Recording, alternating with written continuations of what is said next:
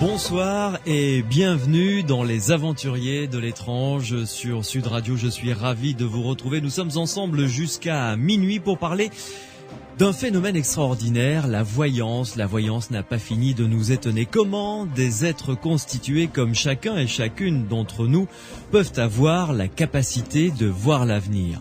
Comment ces mêmes êtres humains peuvent deviner avec précision ce qu'il y a par exemple sur une photo dissimulée dans une enveloppe? Avouez qu'il y a de quoi se poser quelques milliers de questions. Nous allons nous en poser quelques-unes ce soir, bien entendu, avec de nombreux invités. Et pour commencer, Maude Christen, bonsoir. Bonsoir. Alors, Maude Christen, je suis ravi d'abord que vous ayez accepté de participer à cette émission, Les Aventuriers de l'étrange sur Sud Radio. Vous êtes voyante vous-même, vous êtes sans doute une des plus connues en France et peut-être même également une des plus douées. C'est ce que l'on m'a dit, donc c'est pour ça que je le répète. Et vous nous ferez part de votre expérience, de votre vécu et de l'action également que vous menez pour que il y ait une certaine reconnaissance du talent de voyance dans notre société cartésienne. On y reviendra tout à l'heure. Avec nous également, parmi les invités, nous recevrons tout à l'heure Grégory Gutiérrez, il est journaliste, auteur d'un livre traitant de l'histoire de la parapsychologie qui s'intitule Les Aventuriers de l'Esprit, c'est paru aux presses du Châtelet. Et ce journaliste réalisateur est en train de tourner un documentaire sur vous, Maude Christen, et il nous servira de témoin privilégié donc dans la seconde partie de cette émission. Et à ses côtés également Bertrand Méheux, que vous commencez à connaître dans cette émission Les Aventuriers de l'étrange sur Sud Radio, puisque il a été notre invité il y a quelques semaines pour nous emmener sur un voyage qui a fini de manière dramatique, le Titanic bien entendu. Rappelez-vous ce très beau bouquin paru aux éditions J'ai lu qu'il a écrit qui s'intitule Histoire paranormale du Titanic. Il est membre de l'IMI comme Grégory Gutiérrez d'ailleurs. L'IMI qui est l'Institut Métapsychique International qui est basé à Paris. Bertrand Méheux est également l'auteur d'un livre aux éditeurs Les Empêcheurs de tourner en rond. Ce livre s'intitule 100 mots pour comprendre la voyance. Bien entendu, cette émission est aussi et surtout la vôtre. Si vous voulez poser des questions à nos invités, ou nous apporter un témoignage sur un phénomène de voyance que vous avez peut-être vécu, ou encore une consultation que vous êtes allé faire avec peut-être des déboires, car il existe malheureusement pas mal d'escrocs dans ce domaine, n'hésitez pas à nous faire part de votre témoignage, de vos réactions. Vous avez deux biais pour le faire. Le premier, c'est le SMS. Vous tapez le mot Sud sur votre portable, vous laissez un espace et ensuite vous tapez votre message, votre question, votre réaction, votre numéro de téléphone si vous voulez que l'on vous rappelle, et vous envoyez le tout au 71 200. Vous avez également le canal classique, le téléphone, notre standard. Cyril est là, prêt à recueillir vos réactions au 0826 300 300, 0826 300 300. Et puis, je vous le dis dès à présent, une surprise vous attend dans le courant de l'émission. C'est une annonce que l'on va vous faire, mais je ne vous en dis pas plus parce que sinon ce ne serait pas une surprise, précisément. Maude Christen, première question que j'ai envie de vous poser pour commencer cet entretien. Lorsqu'on vous demande votre profession, qu'est-ce que vous répondez ? Je suis bien obligée de répondre voyante, parce que c'est ma profession. Oui. Mais je dirais que ça dépend des circonstances. Je peux aussi dire auteur, parce que c'est vrai aussi. Oui. Mais en gros, je préfère...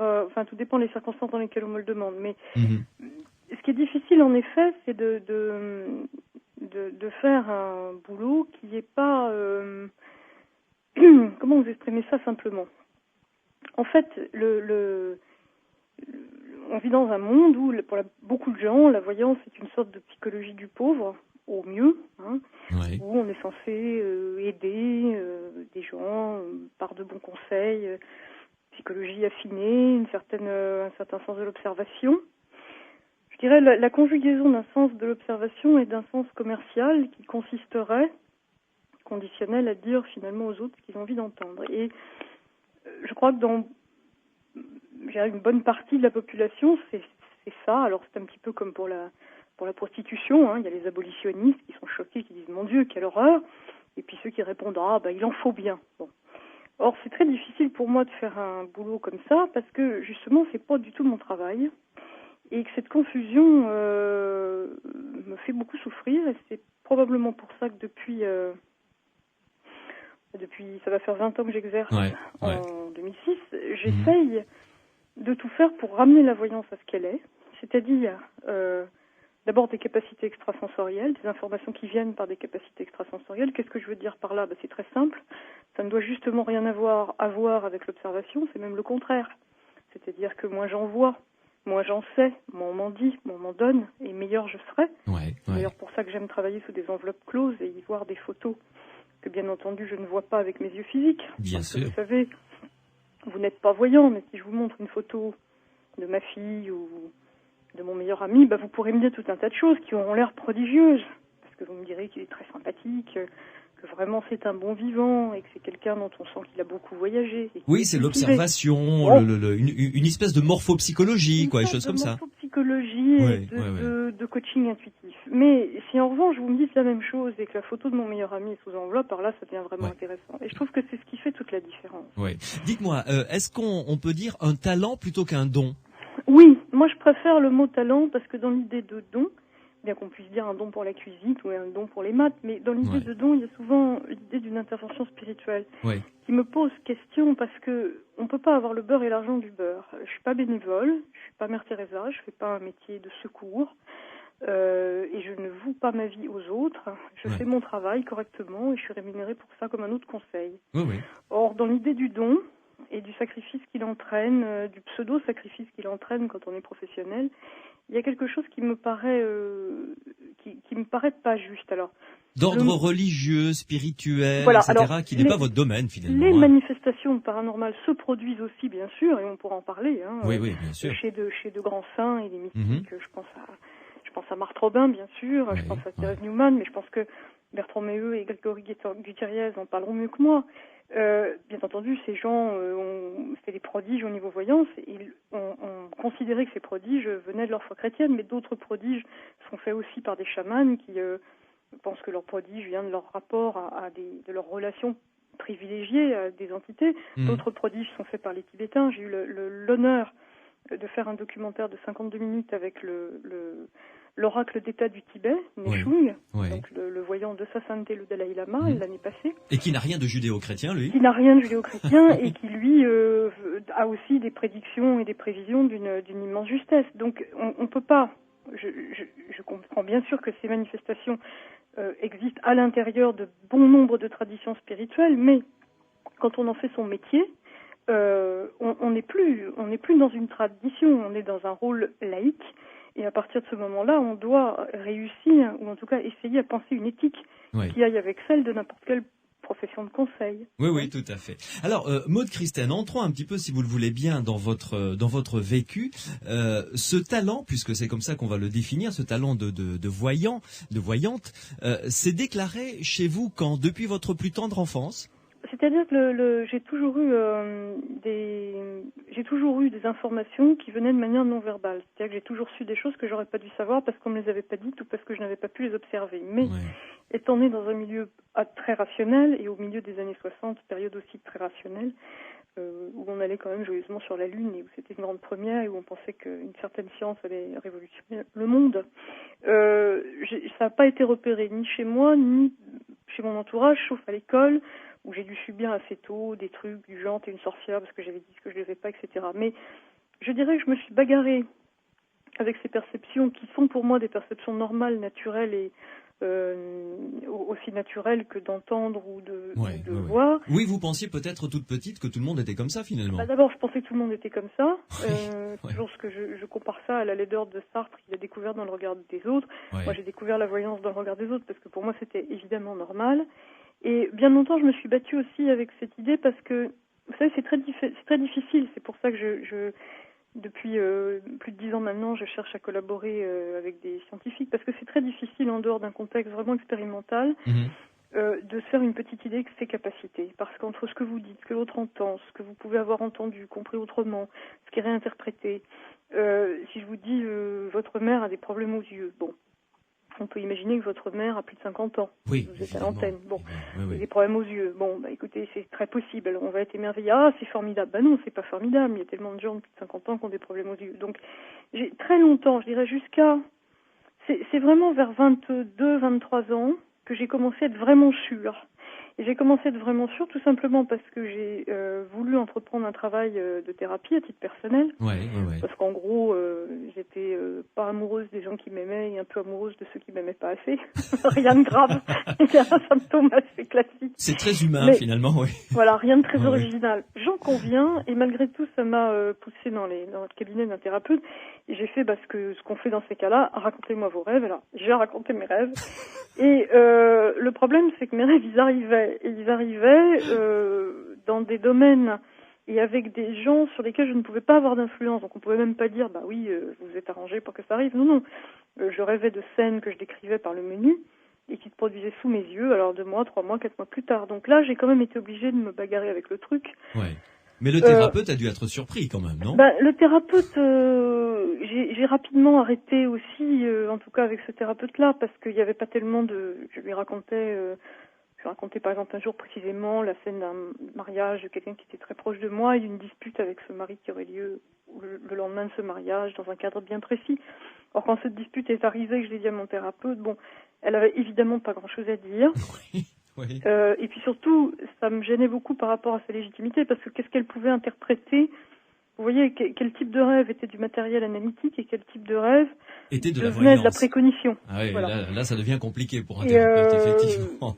C'était très difficile. À l'époque, je commençais à travailler dans la communication, dans une agence de publicité. C'était en 85 ou 86. Ouais, et bon, je voyais bien que de plus en plus, j'avais remarqué aussi, ça c'est assez amusant, qu'en fait mes mensonges arrivaient. Alors ça c'est toujours. C'est-à-dire, donnez-nous un exemple parce que ça c'est intriguant ça. Vous dites à un ami que vous n'avez pas du tout envie de voir, ah, écoute vraiment ce week-end je ne peux pas parce que j'ai une amie que j'ai pas vue depuis 5 ans. Ouais. Qui maintenant vit aux États-Unis, et tu sais pas, elle arrive à Paris ce week-end, et je suis obligée de m'occuper d'elle et de son mari. Eh ouais, forcément. Personne dont je n'avais pas une nouvelle depuis plusieurs années, sinon c'est pas drôle. Ouais. Et qui m'appelle le vendredi, évidemment, cette jeune femme qui veut me présenter son mari et son bébé, voilà. Donc je m'étais rendu compte que j'avais des mensonges tout à fait ce que vous pensiez vous être un mensonge qui en fait arrivait. Ouais, d'accord. Voilà, donc là c'était pratique en même temps. De me coltiner à la chose. Voilà. Mais dites-moi, pour votre plus ancien souvenir comme ça de voyance, c'est quoi? C'était à l'école? C'était quoi? Quelque chose de précis que vous pourriez nous raconter? Je me suis vue un jour, une amie m'avait dit que qu'elle était triste parce que son chat était enfui. Et j'ai eu l'absolue certitude, mais comme si on me l'avait dit, qu'il était mort. Et je lui ai dit, mais il n'est pas plutôt mort? Elle me dit, mais non, il est juste enfui. Et en fait, quand elle est rentrée le soir, sa maman lui a avoué qu'il était mort tout de suite. En disant, écoute, je t'ai menti, il est décédé. Et je me rappelle que mon amie, le lendemain, était très bouleversée parce qu'elle me dit, mais comment tu savais? Et ça a jeté un gros froid dans nos relations. Oui, j'imagine. Ouais. Mais il y a eu plein d'autres trucs drôles. Mon père s'était amusé à commander des bouquins sur la graphologie. Oui. J'étais petite fille, alors je regardais les bouquins sur la graphologie. Ça m'amusait beaucoup, j'avais 11 ans. Puis un jour, je vais chez une camarade, elle me tend une carte postale qui était écrite par son oncle. Et je lui dis, ah mais dis donc, ton oncle il vit au bord de la mer et il a une femme comme ci, un enfant comme ça. Elle était tout à fait étonnée parce que la carte en question n'était pas du tout une carte de bord de mer, et c'était une carte de vacances. Ouais. Elle me dit, bah oui, c'est vrai, tout ce que tu me dis est vrai. Et à ce moment-là, la maman de cette amie qui venait de divorcer sort de la cuisine et me dit, dis donc, j'ai un mot de mon Jules, tu veux pas faire de la graphologie? Et là, j'embraye en lui disant qu'il est marié et qu'il a un enfant handicapé, ce qui était vrai. Elle me dit, c'est incroyable ce que tu arrives à voir, c'est de la graphologie. Et moi, avec un culot dont j'ai honte et dont je rougis 30 ans plus tard, je réponds, oui, bien sûr, madame, c'est de la graphologie, oui. Évidemment. Oui. Oh, dis donc, c'est bien la graphologie. Ah oui. Voilà. Alors, bon, ça, c'est des souvenirs assez comiques que j'aime et qui m'ont aussi très vite, j'ai vu, par exemple, dans cette histoire, la maman me laissait plus repartir parce qu'évidemment, elle avait beaucoup de cartes postales à me montrer. Et j'ai compris aussi que de produire ce type de phénomène n'était pas anodin, quoi. Donc je me suis bagarrée, ça pouvait être désocialisant pour moi et j'en avais pas du tout envie. Ouais. Maude Christène, une première pause et on se retrouve dans quelques instants pour que vous nous racontiez un petit peu comment est-ce que vous travaillez. Est-ce que vous avez, comme on dit dans le jargon de la voyance, un mansi, c'est-à-dire une mansi, un ou une, je me rappelle plus d'ailleurs. Une mansi, c'est-à-dire un support. Pour être caricatural, ça peut être une boule de cristal, ça peut être des cartes de tarot, ça peut être comme Yolande de Châtelet que l'on a reçu il y a pas longtemps, une petite construction comme ça de livre avec un linge que lui avait donné sa mère. Dessus, il y a un verre qu'elle fait tourner. Enfin, voilà. Vous nous direz comment un petit peu vous travaillez, comment chez vous le phénomène de voyance se produit. Est-ce que ce sont des images, est-ce que ce sont des sensations, des odeurs, des voix, des choses comme ça. Vous nous direz un petit peu comment vous fonctionnez à l'intérieur de vous-même lorsque ce phénomène de voyance se traduit. À tout de suite. Sud Radio, les aventuriers de l'étrange. Cali sur Sud Radio dans les aventuriers de l'étrange. Je m'en vais, rester avec nous surtout. Nous sommes en compagnie de Maude Christène ce soir jusqu'à minuit avec deux autres invités qui vont venir nous rejoindre tout à l'heure pour discuter de la voyance, autour de la voyance. Si vous aussi vous voulez poser des questions à nos invités, nous apporter un témoignage, une réaction, si vous avez consulté un voyant ou une voyante, n'hésitez pas à nous apporter votre témoignage. Alors soit par SMS, vous tapez sur votre portable Sud, vous laissez un espace et vous rédigez votre message, votre question avec votre numéro de téléphone si vous voulez que l'on vous rappelle. Vous envoyez le tout au 71 200 ou encore notre standard est à votre disposition pour recueillir votre réaction. Cyril vous attend au 0826 300 300. Et puis n'oubliez pas, une surprise vous attend dans le courant de l'émission, une annonce tout à fait sympa.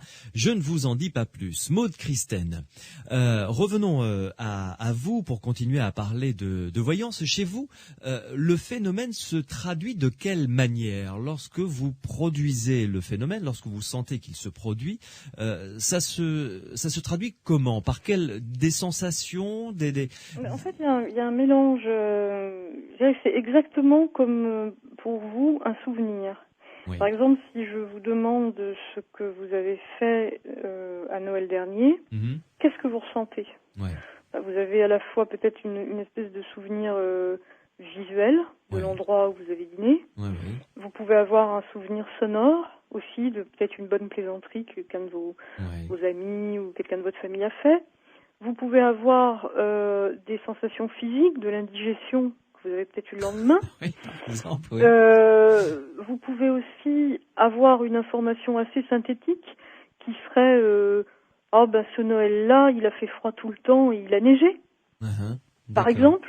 Ou bien au contraire, c'était le plus beau Noël de ma vie parce que j'ai retrouvé mon frère avec qui je m'étais disputée. Vous pouvez avoir à la fois des informations, c'est comme la mémoire, c'est à la fois visuel, c'est bien sûr sensoriel, donc l'impression d'avoir des réminiscences visuelles, auditives, parfois des odeurs aussi, bien sûr, mais ça se traduit aussi par des synthèses qui sont exactement du même domaine que la pensée. Donc, oui. Est-ce que vous avez un support pour travailler, une mansi, donc oui. Comme nous disions Alors tout à l'heure. En fait, je pense qu'il y a divers. L'approche que j'ai, elle est bien entendu. J'ai des informations en voyance pure, ce que j'appelle voyance pure. C'est ce que je viens de vous décrire là. C'est-à-dire que me reviennent, je décris une situation comme vous décririez votre dernier Noël, mais il y a des domaines dans une consultation où on ne peut pas avoir de flash. Par exemple, dans quelques jours maintenant, les élèves de terminale vont passer leur bac. Il y a une grande question des parents, c'est mon fils va-t-il avoir son bac? Alors autant il m'arrive d'avoir des flashs où je réagis au prénom d'un adolescent en disant tiens, il est très bon en basket, ou je peux le voir monter à cheval, je peux le voir avoir de mauvaises fréquentations, je peux le voir avoir eu un gros problème au genou gauche l'année dernière. Mais je peux pas le voir rentrer à la maison en disant maman, papa, c'est la fête, j'ai mon bac. Non. Donc à quoi servent les supports?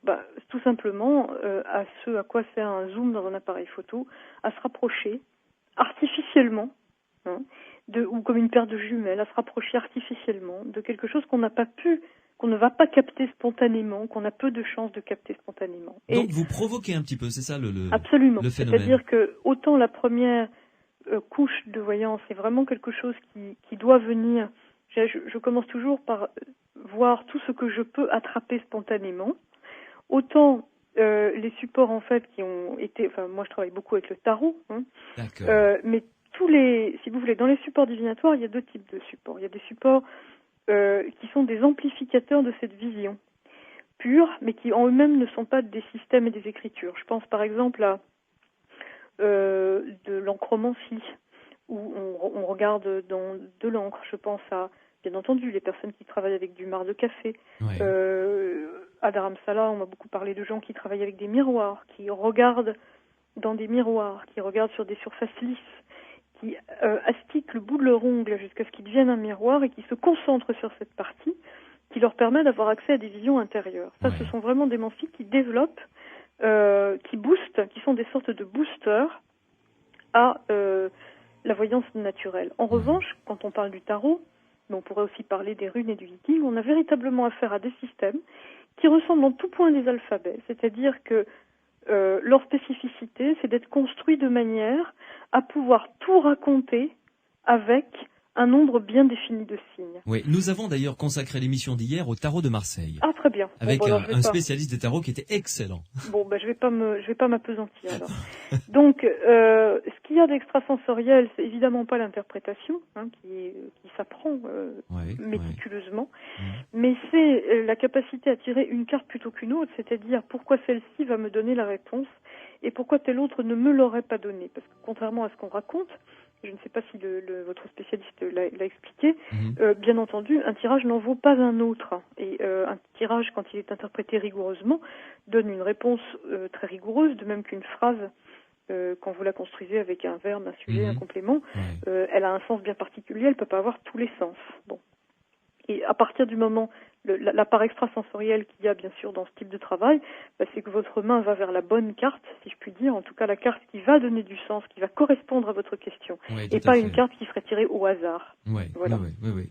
Et alors, vous vous mettez dans un état particulier pour exercer la voyance, c'est-à-dire une espèce de décontraction, ou alors vous vous faites confiance, vous vous installez à votre bureau, ou je ne sais pas, peut-être dans un canapé, ou et boum, ça part.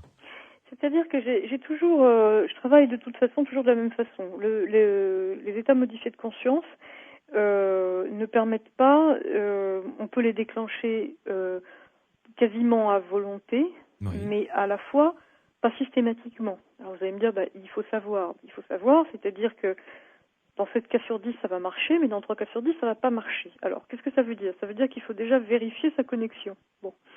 J'emploie presque un langage d'internaute, mais c'est vraiment ça. Donc la première chose que je fais quand quelqu'un arrive chez moi, c'est que je lui demande de ne rien me donner d'autre que son prénom et sa date de naissance. Et je commence à parler de la situation présente et passée, en donnant des points de repère qui doivent être précis.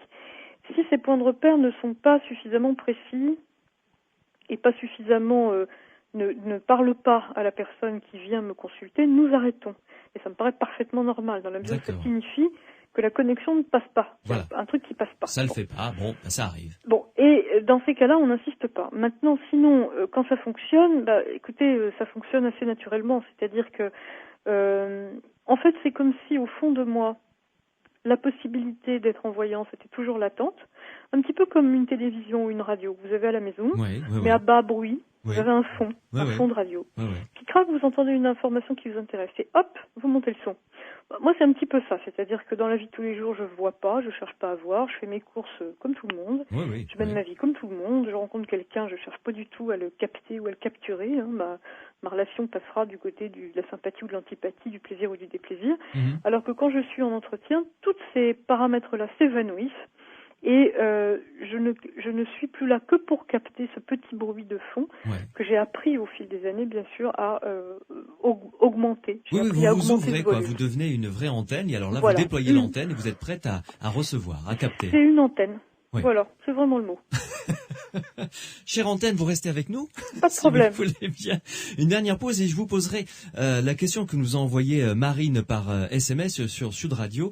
Je vous lis ce SMS. Est-ce que Maud Christine dit toujours la vérité, même si elle est dure à entendre? Ah c'est une super super bonne question. Vous nous répondrez juste après cette pause et ensuite nous parlerons de cette surprise dont je vous ai parlé, Maude Christen, et à ceux et celles qui nous écoutent, avec Pierre Massias qui viendra me rejoindre, mon collaborateur pour cette émission, pour nous donner quelques indications. À tout de suite. Les aventuriers de l'étrange sur Sud Radio. Put Your Records On, c'était Corinne Bailey Ray sur Sud Radio dans Les Aventuriers de l'étrange. Je vous ai parlé en début de soirée d'une surprise qui vous attend dans le courant de cette émission. Eh bien, il est l'heure de vous dévoiler cette surprise.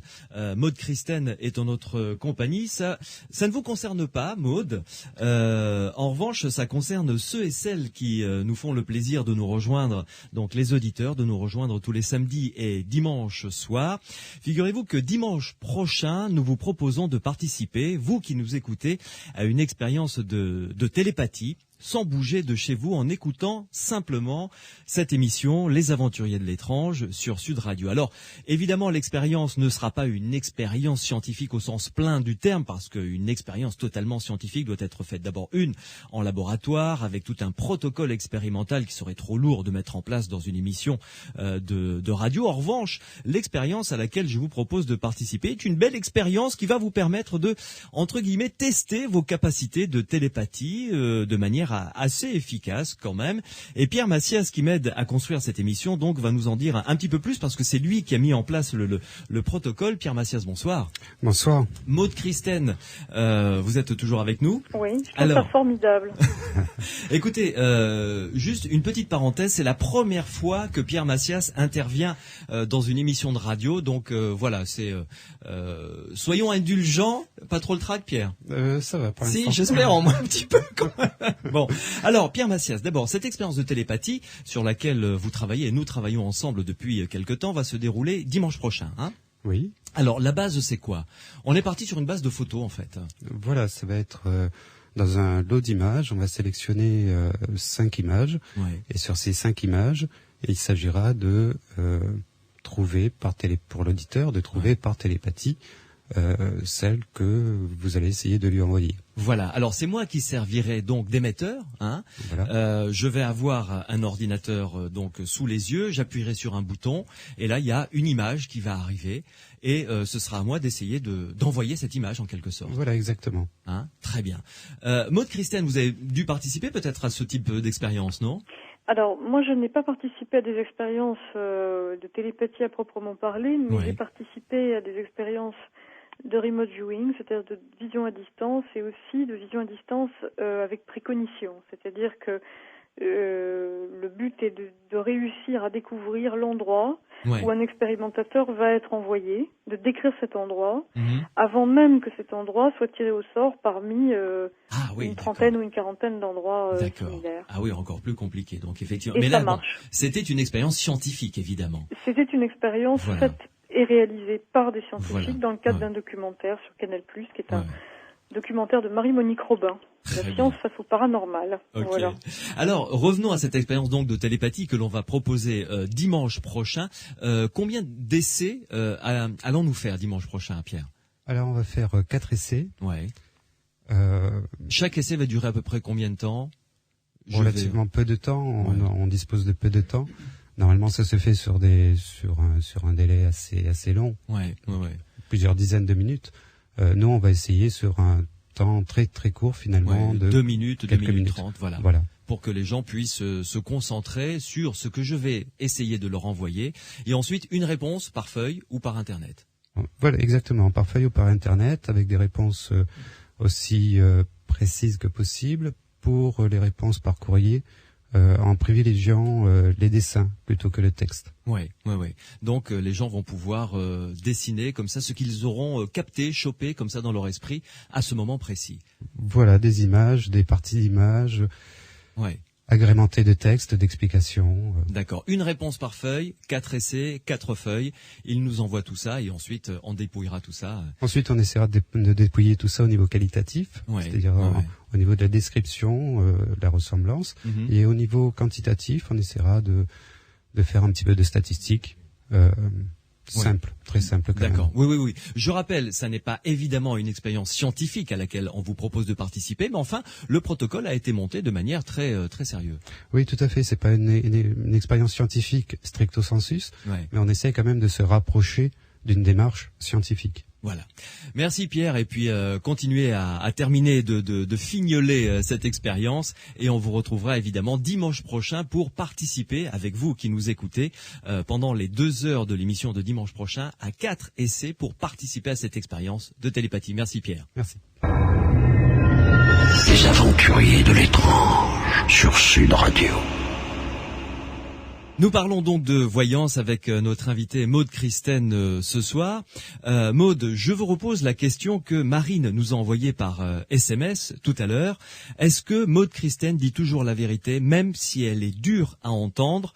Je pense qu'elle doit penser à des choses difficiles quand il doit y avoir des décès dans l'air ou des drames qui risquent de se jouer. C'est une très bonne question, parce que c'est une question que beaucoup de gens se posent et qui vraiment... on revient un petit peu à ce que je disais tout à l'heure. Est-ce qu'on est là pour être commerçant, en gros, ou pas commerçant? Bien que je schématise un peu brutalement les choses volontairement, hein, parce que c'est pas si simple. Mais oui, je dis tout ce sur quoi on peut agir. C'est-à-dire, si vous prenez la responsabilité de venir me voir et que vous vivez avec quelqu'un qui vous aime pas, c'est quand même intéressant de le savoir. Si vous prenez la responsabilité de venir me voir et que votre société, la société dans laquelle vous travaillez, va se casser la gueule dans 2 ans, ou a de très fortes chances de se casser la gueule dans 2 ans, autant le savoir. Évidemment, ça fait pas forcément plaisir si vous venez me voir et que vous avez écrit 300 pages et que j'ai vraiment pas l'impression que ça va être édité, je vais vous le dire aussi, parce que c'est peut-être pas la peine que vous attendiez. Ça ne doit pas vous empêcher d'envoyer votre manuscrit, mais ça va peut-être vous permettre de mieux vivre le moment où on va vous répondre que non, décidément pas. Bon. Mais là, ce sont des cas dans lesquels ça apporte une réponse dure, mais qui servent. Oui, mais alors là, vous voyez, c'est un grand débat, parce que qui sert, qui sert comme une prise de sang vous sert. Quand on vous dit vous avez un gros taux de cholestérol ou vous avez une anémie, ça sert, mais si parfois vous apprenez des choses comme ça à des moments où vous êtes fragile, c'est tout de même assez dangereux.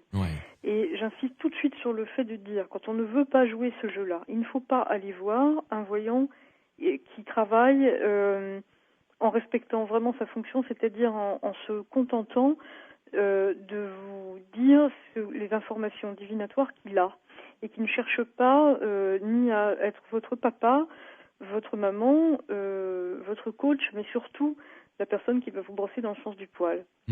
Donc quand vous ne vous sentez pas capable d'entendre ce genre de choses, il ne faut pas aller consulter. Je reste sur cette question. Cette question, elle est fondamentale, parce qu'aujourd'hui, quand on dit c'est quoi un bon voyant, c'est quelqu'un qui doit à la fois dire la vérité et faire plaisir. Or, je pense que c'est fromage ou dessert, mais c'est pas les deux, parce que où vous dites la vérité. Je vous dis que le livre que vous avez écrit, vous n'allez pas avoir de très bonnes réponses. Je vous signale que peut-être votre femme et vous êtes en crise, mais que ça va pas vraiment s'arranger. Et dans ces cas-là, vous allez difficilement être content, à moins d'avoir atteint un niveau spirituel de maître zen. Et si vous l'avez atteint, ça fait bien longtemps que vous cherchez plus à consulter. Bon. Donc, faut pas se raconter d'histoire où on dit la vérité et on fait pas plaisir, où on fait plaisir et on dit pas la vérité, mais c'est fromage ou dessert. D'accord, mais quand maintenant, par exemple... en ce qui concerne les choses vraiment dures... Voilà, quand il doit subvenir un décès, par exemple. La divination n'a d'utilité que si elle permet d'agir. Et dans les sociétés traditionnelles, elle est utilisée que pour ça. C'est-à-dire que c'est pas qu'est-ce qui va se passer, c'est qu'est-ce qui va se passer, 2, qu'est-ce que je dois faire. Dans la mesure où on ne peut rien faire, à quoi ça sert de mettre le doigt sur des événements sur lesquels vous n'avez aucun contrôle. D'abord parce que vous pouvez vous tromper, on n'est pas infaillible. Et en plus parce que quand bien même vous vous tromperiez pas, il n'y a rien à y faire. Donc bien entendu, on n'annonce pas par exemple de décès. Maintenant, il peut y avoir des exceptions. Il y a 2 types de décès. Vous voyez, je vais encore être plus pointu que ça. Vous avez une photo de votre petit filleul qui a 15 ans et qui va très bien. C'est peut-être pas nécessaire d'aller savoir qu'il risque très probablement de ne pas atteindre l'âge adulte. Je vois pas l'intérêt. Bon. En revanche, quand votre grand-mère qui a 80 ans et qui est alitée depuis un moment et qui a des problèmes respiratoires, ce que vous voyez tout de suite, quand vous sentez que cette personne a de très fortes chances de mourir rapidement et étouffée, c'est parfois très bien de dire à quelqu'un ayez de la ventoline. Ça m'est arrivé récemment que je puisse pas faire de prédiction, de prescription médicale. Oui. J'ai pas employé le mot ventoline, mais j'ai dit vous devriez en parler à votre médecin et vous devriez faire en sorte d'avoir toujours chez vous quelque chose qui lui permette de pouvoir respirer. Or, cette dame, dans les 15 jours qui ont suivi, a eu en effet une très très violente crise, et si elle n'avait pas eu de ventoline, elle serait morte étouffée. Alors elle est morte ce jour-là, mais elle est morte tranquillement. Son cœur s'est arrêté de battre dans son lit, en respirant tranquillement, ce qui n'a bien sûr rien à voir avec le fait de mourir étouffé. Donc quand on peut soulager par exemple des personnes âgées en donnant des précisions sur la manière dont on pense qu'on les voit partir, donner des repères dans le temps, dire vous savez votre papa au moment où, alors je dis n'importe quoi, vous recevrez une promotion professionnelle, c'est le moment où très probablement sa maladie s'aggravera. Je ne vois pas en quoi c'est quelque chose de toxique dans la mesure où ça vous permet, vous, de vous recadrer par rapport à ça, en sachant que c'est pas une science et un art, qu'on peut aussi se tromper.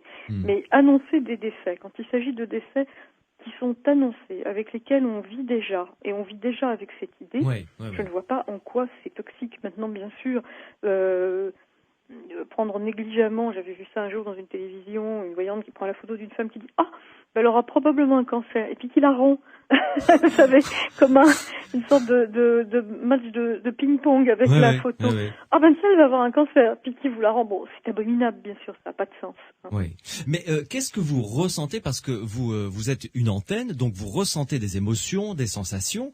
Pour reprendre l'exemple que vous avez cité, vous avez la photo d'un jeune homme qui a 15-16 ans, qui se porte visiblement très bien, comme un charme, qui vit sa vie comme un adolescent de 15 ans, et dont vous sentez qu'il va lui arriver quelque chose de fatal prochainement. Ça doit vous mettre une claque, non ? Ce que j'expliquais tout à l'heure à Grégory Gutiérrez pendant que nous étions en train de travailler, c'est que dans mon travail, il n'y a plus du tout de sensibilité. C'est-à-dire que c'est un autre état. Je vous donne un exemple précis. Il m'est arrivé d'avoir entre les mains des photos qui provenaient de l'Institut médico-légal. Donc de gens dont les corps ont été trouvés, et parfois dans des états qui sont quand même assez durs. Quand je suis en état de voyance, ça ne me fait strictement rien. En revanche, je vais voir un cycliste renversé sur une nationale et je vais le voir blessé ou souffrant, souffrir et attendre les secours. Je vais être absolument bouleversée, je peux moi-même facilement en pleurer, etc. Donc pour moi, il y a vraiment deux mondes. Il y a le monde de la vie où je suis, je dirais, comme tout à chacun, voire même peut-être un peu plus sensible que la moyenne. Il y a le monde de la voyance, le monde dans lequel je suis moi en état modifié de conscience, et là, les choses n'ont plus du tout la même résonance. On vient de recevoir un SMS qui soulève une question tout à fait intéressante, qui est peut-être assimilable, vous allez me dire oui ou non, à une sorte de voyance que tout le monde peut vivre, parce qu'après tout le monde sait faire du vélo, mais tout le monde ne s'appelle pas Richard Virenque ou Bernard Hinault. Je vous lis ce SMS. Bonsoir à tous, dit cet auditeur ou cette auditrice. Il m'arrive d'avoir des avertissements sur des situations à venir, mais je ne sais pas les utiliser. Une fois la situation vécue, je savais que ça allait se produire. Est-ce de la prémonition, du pressentiment ou du hasard? Comment se servir de ces phénomènes qui sont, vous savez, comme des espèces de clignotants rouges qui s'allument quand on sait quand on sait les lire? Je crois que la meilleure façon de les utiliser, c'est déjà je pense que c'est une auditrice ou un auditeur.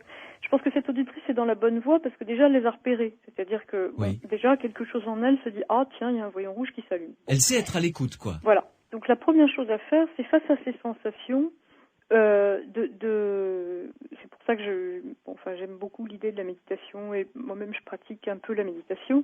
J'ai remarqué en faisant faire des sessions de méditation ou de relaxation profonde à des élèves que très rapidement on arrivait à des états d'amélioration de leur intuition et des états modifiés de conscience. Avoir une part de soi qui est toujours distant et qui se regarde vivre permet de repérer le moment où ça vient. Bon. Maintenant, ce qui est intéressant, moi j'ai bien vu que c'est au moment où j'ai commencé à raconter, à passer à la phase narrative, à raconter mes rêves à un psy, que j'ai commencé à vraiment me dire là il y a quelque chose. Je crois que c'est intéressant d'avoir toujours un petit cahier et quand on a ce type de sensation, prendre son stylo et puis marquer sur son petit cahier aujourd'hui 14h30, j'ai eu la sensation que mon rendez-vous de demain avec mon nouvel employeur n'aurait pas lieu. Puis on voit bien. Mais ce qui est embêtant, c'est que ça reste souvent un état un peu larvaire où on se le dit sans se le dire tout en se le disant gna gna gna. Et puis finalement, après coup, on ne sait plus si on l'avait vraiment pensé, pas pensé. Puis il y a tout un mécanisme de rationalisation qui bien souvent interdit à tout à chacun de bénéficier de ces ressources intuitives, parce que quand on se voit, par exemple, avoir une très mauvaise prémonition, ou au contraire un optimisme délirant face à des situations qui vraiment objectivement méritent ni l'un ni l'autre, on est toujours très inquiet, on passe pour un fou. Tout à l'heure, Bertrand nous parlera de toutes ces prémonitions collectives sur le Titanic. Oui, on a consacré une émission à ça d'ailleurs avec lui qui était passionnante. Il n'y en a pas une, il y en a des dizaines et des dizaines. Ouais. Donc je crois qu'en effet, il faut apprendre, mais c'est un état, je dirais, de vigilance et d'attention, où il faut apprendre à repérer ces prémonitions. Alors, ce qui est très difficile, c'est que bien souvent, la prémonition passe dans le même tuyau que le désir et la peur. Et oui, et il faut faire la différence. Et non, il faut faire la différence entre les deux. Mais on peut avoir des sensations émotionnelles, si vous voulez. Les sensations que j'ai en voyance sont souvent pas très loin d'espèces de petits tilts, ce petit coup au cœur qu'on a quand on a peur ou quand on a envie de quelque chose. Vous voyez ?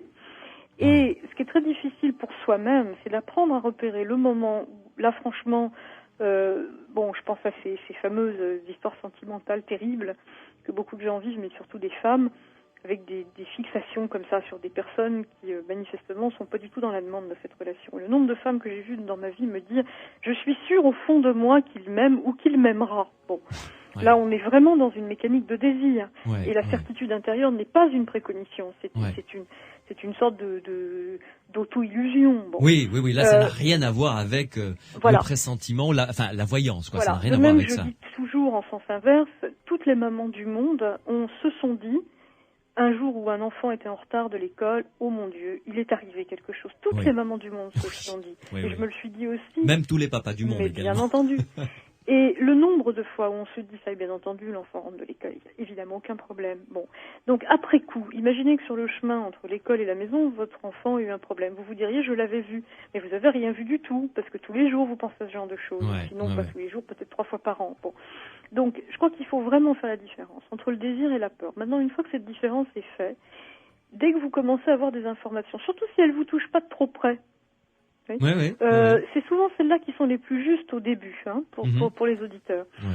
Si vous avez votre tante Colette qui vous appelle et qui vous dit « Tiens, demain, je vais signer la maison de mes rêves », puis qu'au fond de vous, vous pensez « Tante Colette, sa maison, elle l'aura pas », sauf si vraiment vous détestez votre tante Colette parce qu'elle vous a inondé d'huile de foie de morue quand vous étiez gamin, en dehors de je ne sais quelle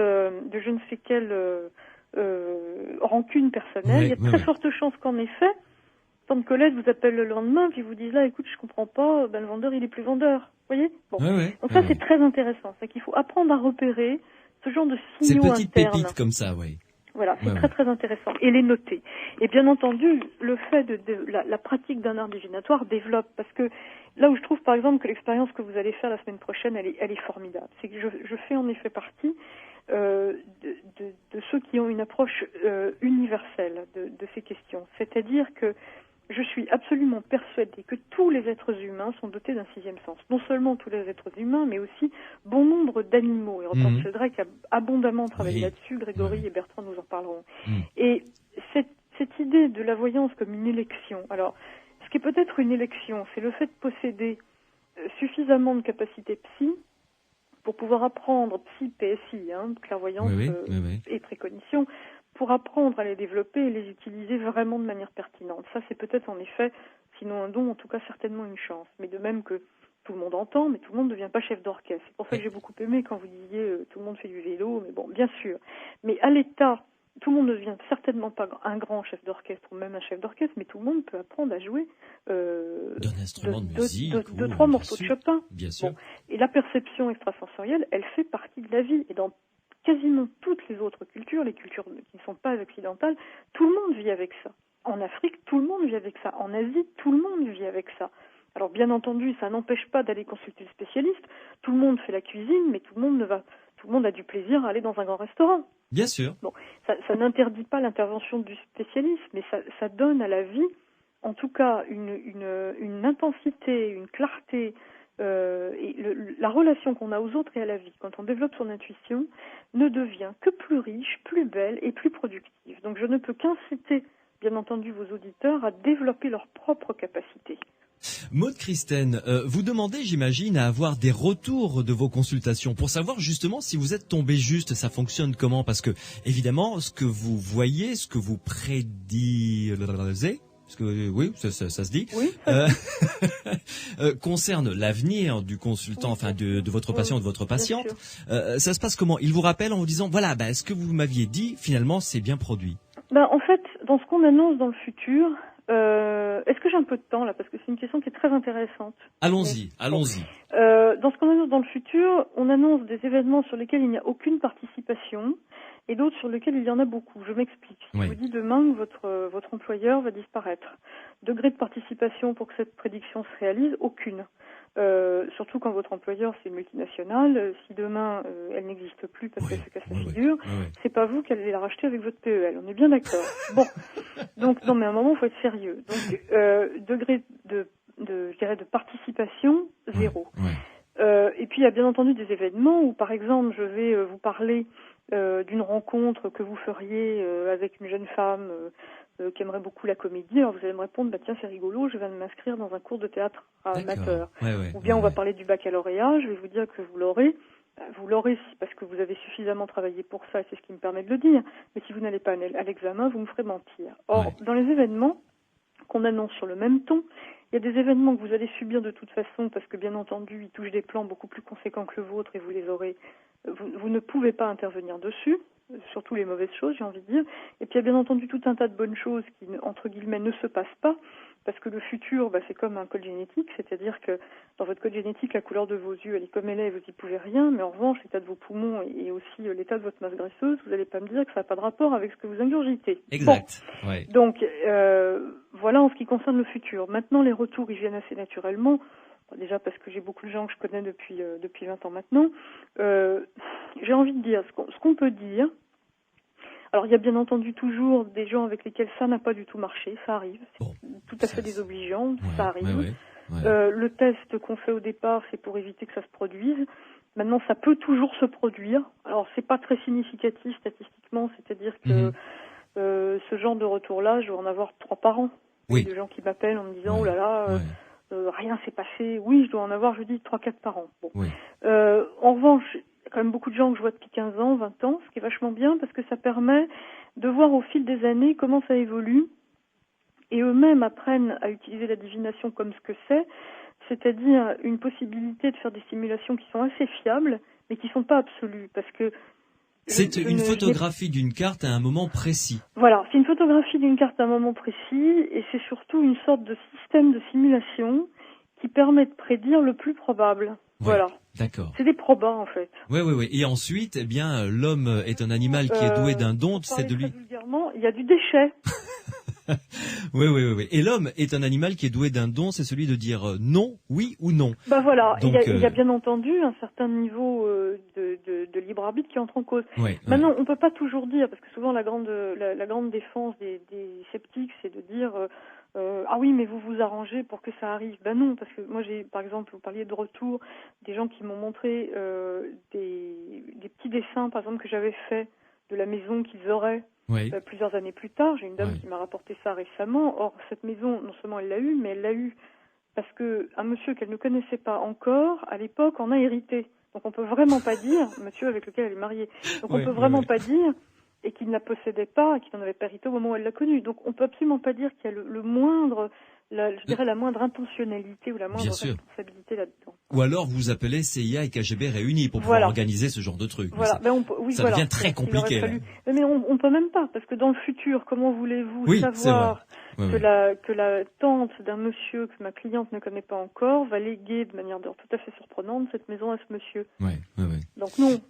Dites-moi, Maude Christine, vous recevez combien de personnes par jour, si ça marche comme ça? J'en reçois pas beaucoup, parce que je fais beaucoup d'autres choses. J'ai de nombreux projets. Écoutez, je dois à peine voir une dizaine de personnes par semaine. D'accord. Et c'est déjà énorme, parce que j'ai des consultations qui durent 1h30 et qui sont... Donc je travaille 3 jours et demi en consultation, mais pour le reste, je fais beaucoup de recherches. Et vous refusez, je me rappelle, vous avoir entendu en parler, vous refusez de recevoir la même personne 2 fois par an? Alors, je refuse de recevoir la même personne 2 fois par an quand il s'agit d'un travail purement personnel et généraliste. Par exemple, si vous venez me voir pour je vous aide sur un plan général, c'est vrai qu'en 2 fois en un an, je vais me répéter. En revanche, j'accepte tout à fait de recevoir plus de 2 fois par an des gens qui m'utilisent, notamment, je pense aux entreprises, sur des questions très ponctuelles, acheter, pas acheter, embaucher, pas embaucher, fusionner, pas fusionner, ça change tout de même largement. Parce que la voyance, il faut tout de même le dire, est tout de même essentiellement, on commence toujours par un travail de prévision. Par exemple, vous venez me voir avec un terrain à bâtir. Déjà, je vais commencer par voir si ça vaut le coup de l'acheter ou pas. Bon, une fois que ça sera acheté, on peut aussi choisir l'entrepreneur.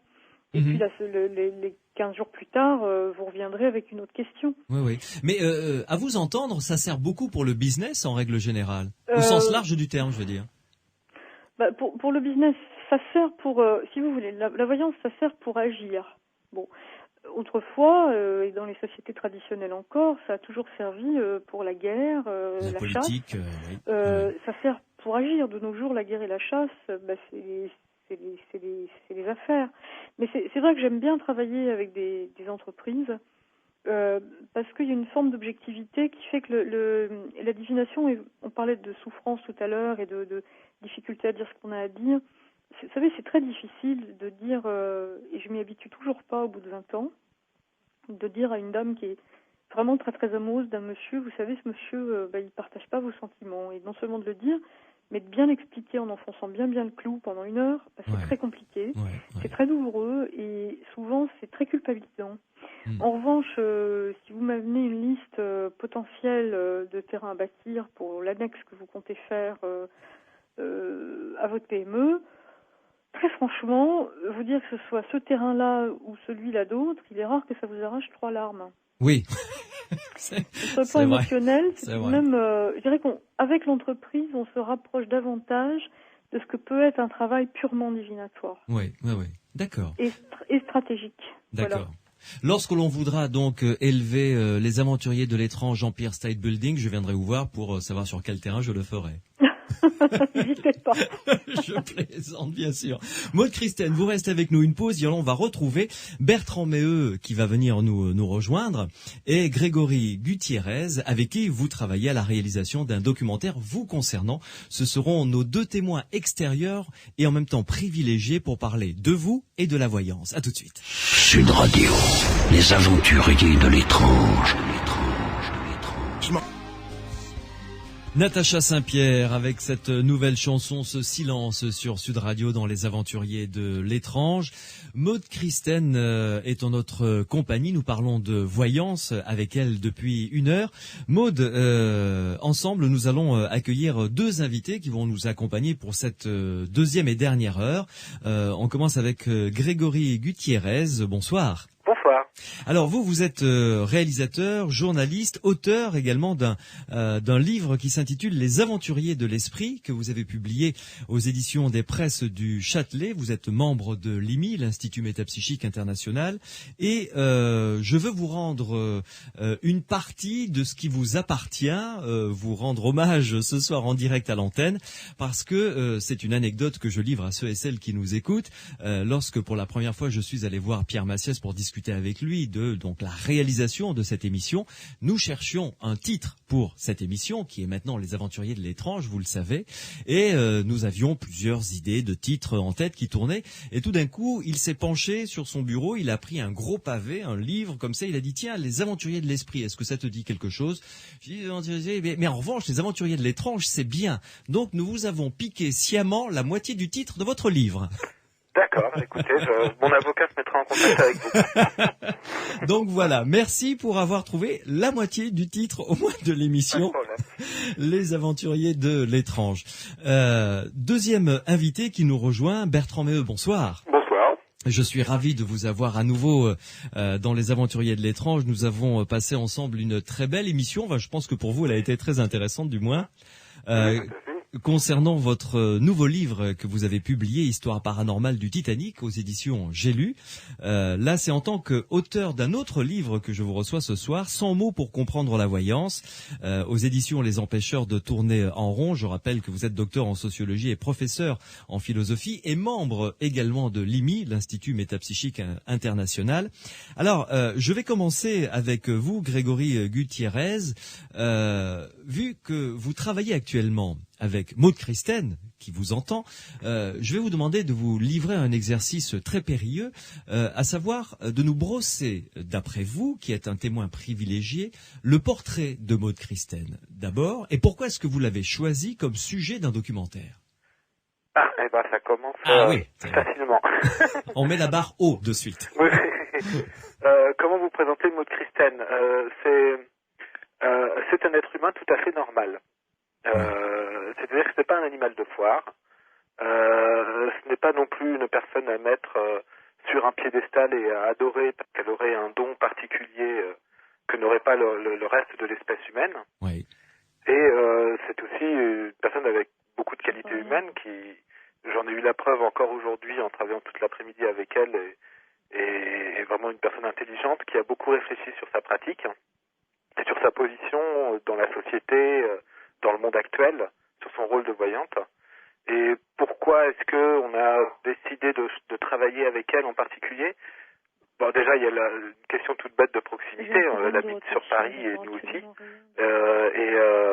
Moi, dans ma quête de voyants intéressants sur lesquels travailler, je connaissais de réputation Maud. Oui. Et en fait, la première fois que je l'ai rencontrée, c'est sur son initiative à elle. Parce qu'en juin 1999, j'étais alors étudiant en lettres à la Sorbonne, à Paris 4. Oui. Et j'avais organisé une journée de conférence autour des questions de la parapsychologie. C'était dans le cadre d'un DEA sur les argumentations et la rhétorique autour des débats sur le paranormal. Et en fait, elle en avait entendu parler, donc elle m'avait contacté pour me rencontrer. Ouais. Voilà. Et à partir de là a commencé une histoire intéressante d'entente à la fois intellectuelle et de rapports intéressants. Parce que je l'ai revu à plusieurs reprises. On a fait, évidemment, quand on a une voyante à sa table, on peut pas s'empêcher de lui demander de faire quelques tests. Bien sûr. Et puis, comme ces tests se révèlent bons, on continue. Et on en est aujourd'hui donc à l'idée, j'ai deux amis avec moi qui ont une société de production sur Paris. Et nous, ça fait 1 an que nous travaillons sur l'idée d'un documentaire centré pour le moment, comme nous voulons créer plusieurs épisodes, et pour le moment sur la personnalité de Maud Christen. Et c'est dans ce cadre que nous avons filmé avec elle une consultation. Oui. Chose qui n'avait jamais été faite avec elle auparavant. Voilà, on en reparlera tout à l'heure d'ailleurs, puisque vous avez filmé cette consultation, vous nous direz comment, en tant que témoin privilégié, vous l'avez ressenti. Bertrand Méheux, je me retourne vers vous cette fois-ci, avec la même question. Donc, qu'est-ce qui vous semble intéressant chez cette voyante Maud Christen? C'est effectivement, je risque de répéter ce que disait Grégory, c'est-à-dire que on a d'abord une personne humaine qui fait fonctionner des dons normaux, parfois assez aigus sur le plan de l'intelligence, mais on n'a pas une pitié. C'est tout à fait étonnant de la voir se livrer à une discussion à bateau rompu sur n'importe quel sujet, puis d'un seul coup s'accrocher dans son sujet et faire une espèce de plongée vers quelque chose d'autre. Vous voyez, c'est quelque chose d'assez stupéfiant parce que ça s'insère dans les processus de la vie mentale normale. Vous voyez. Alors, pour ce qui est de Maud, à l'origine de notre collaboration, ça a été en fait le fait que je venais de publier un livre sur l'histoire du mesmérisme et qu'elle y a trouvé un peu l'histoire de sa pratique. C'est quoi le mesmérisme? L'histoire du magnétisme animal, c'est-à-dire l'ensemble des pratiques du 19e qui ont débouché sur la parapsychologie, si vous voulez, sur les magnétiseurs qui mettaient des gens en transe. Et dans l'état de transe apparaissaient des phénomènes qu'on appelait à l'époque la lucidité magnétique, c'est-à-dire les phénomènes de la voyance. Oui. Bien. Donc, Maud a découvert dans ce livre tout un pan de l'histoire qu'elle ignorait ou qu'elle ne connaissait pas très bien. Et moi, de mon côté, j'ai découvert une pratique que je ne connaissais guère qu'à travers les livres jusqu'alors. Donc, nous sommes merveilleusement complétés. Oui. Et donc nous avons entrepris de faire des expériences ensemble. Au début, mon idée, c'était des expériences pour voir, c'est-à-dire il ne s'agissait pas de... Je n'ai aucune prétention à respecter des protocoles extrêmement lourds, comme ceux qu'exige la parapsychologie moderne, mais c'était pour voir, pour me faire une idée. Ouais. Et alors, ce que j'ai découvert justement, c'est ce qui est tout à fait frappant, Maud l'a dit tout à l'heure. En fait, nous sommes parvenus d'une façon tout à fait indépendante à une sorte de conclusion commune.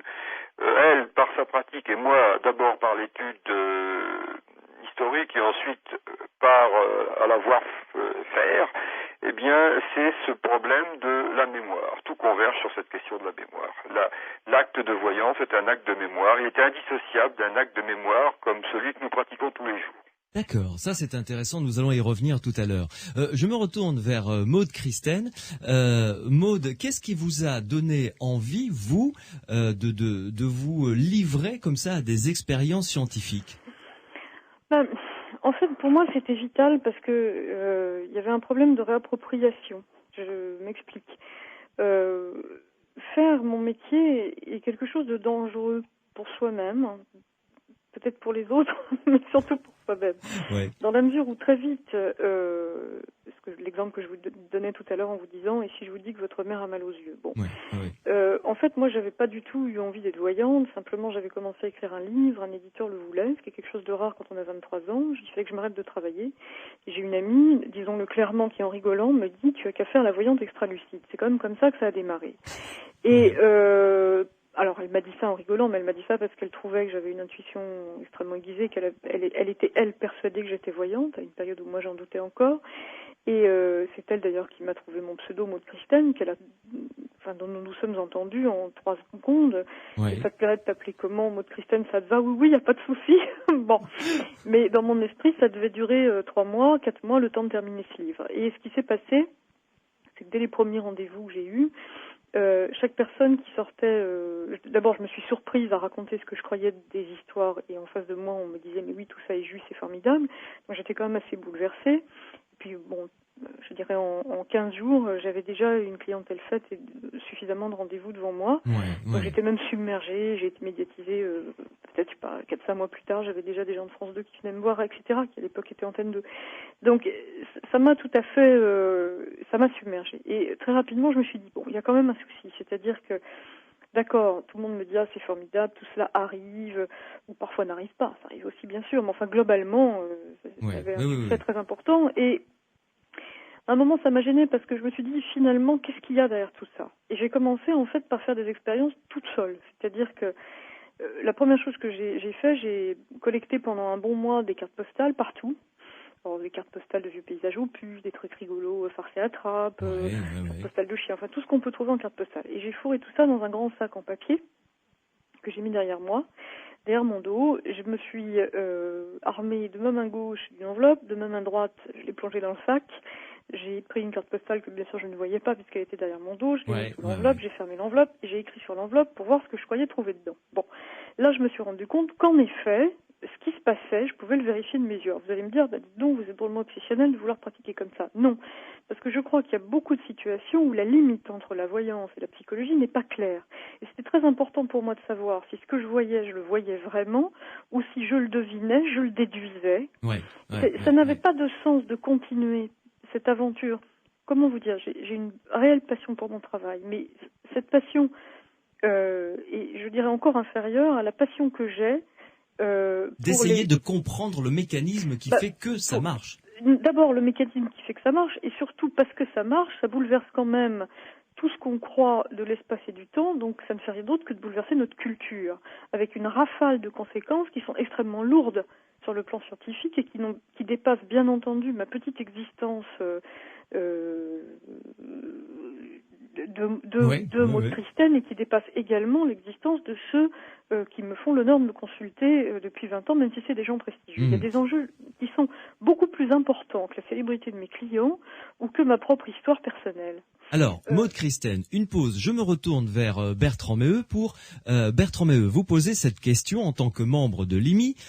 Vous êtes scientifique. Est-ce qu'on peut dire clairement que le phénomène de voyance est maintenant avéré est reconnu comme existant?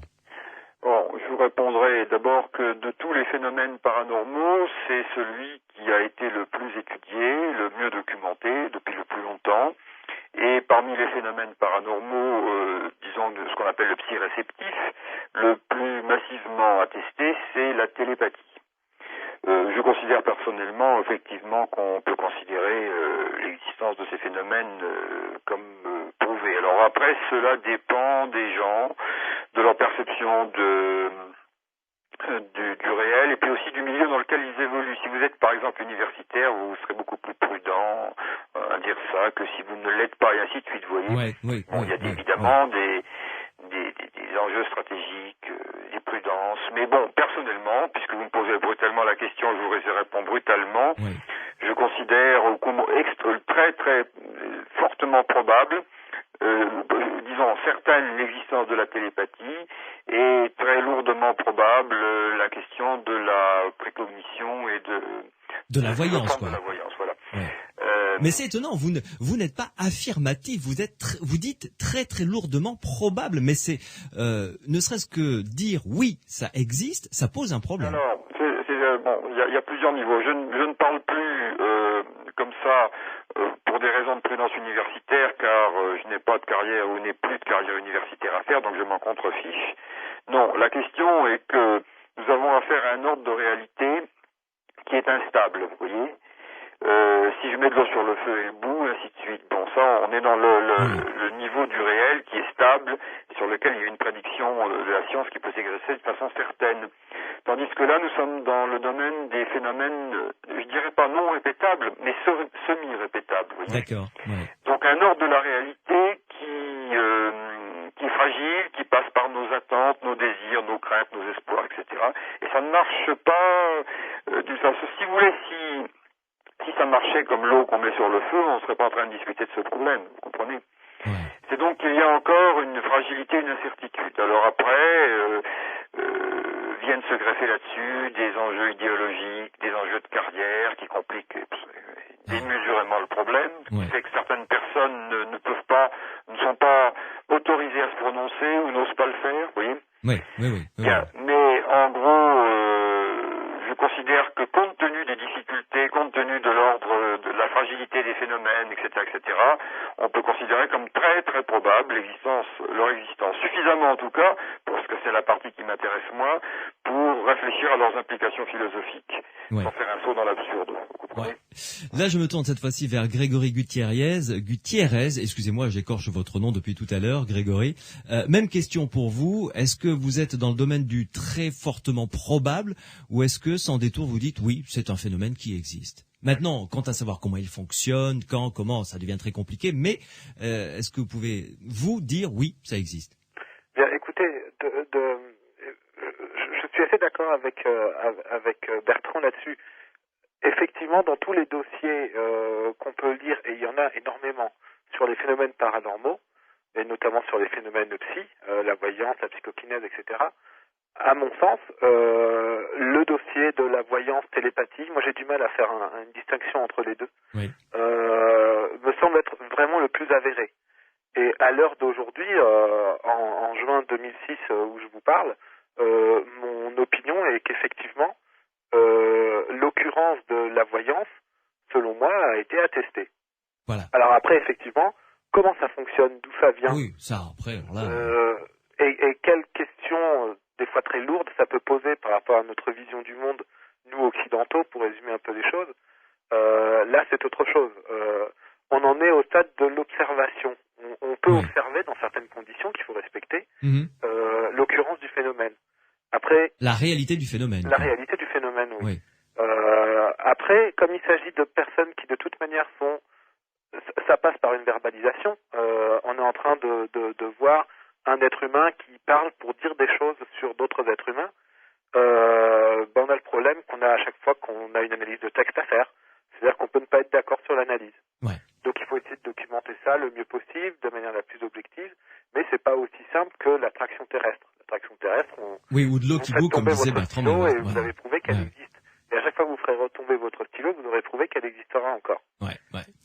Je me tourne vers Maude Christen. Maude, à la lumière de ce que viennent de dire Grégory Gutiérrez et Bertrand Méheux, ça montre l'étendue du chemin qui reste encore à parcourir, y compris pour vous qui avez envie de creuser dans ce sens. Oui.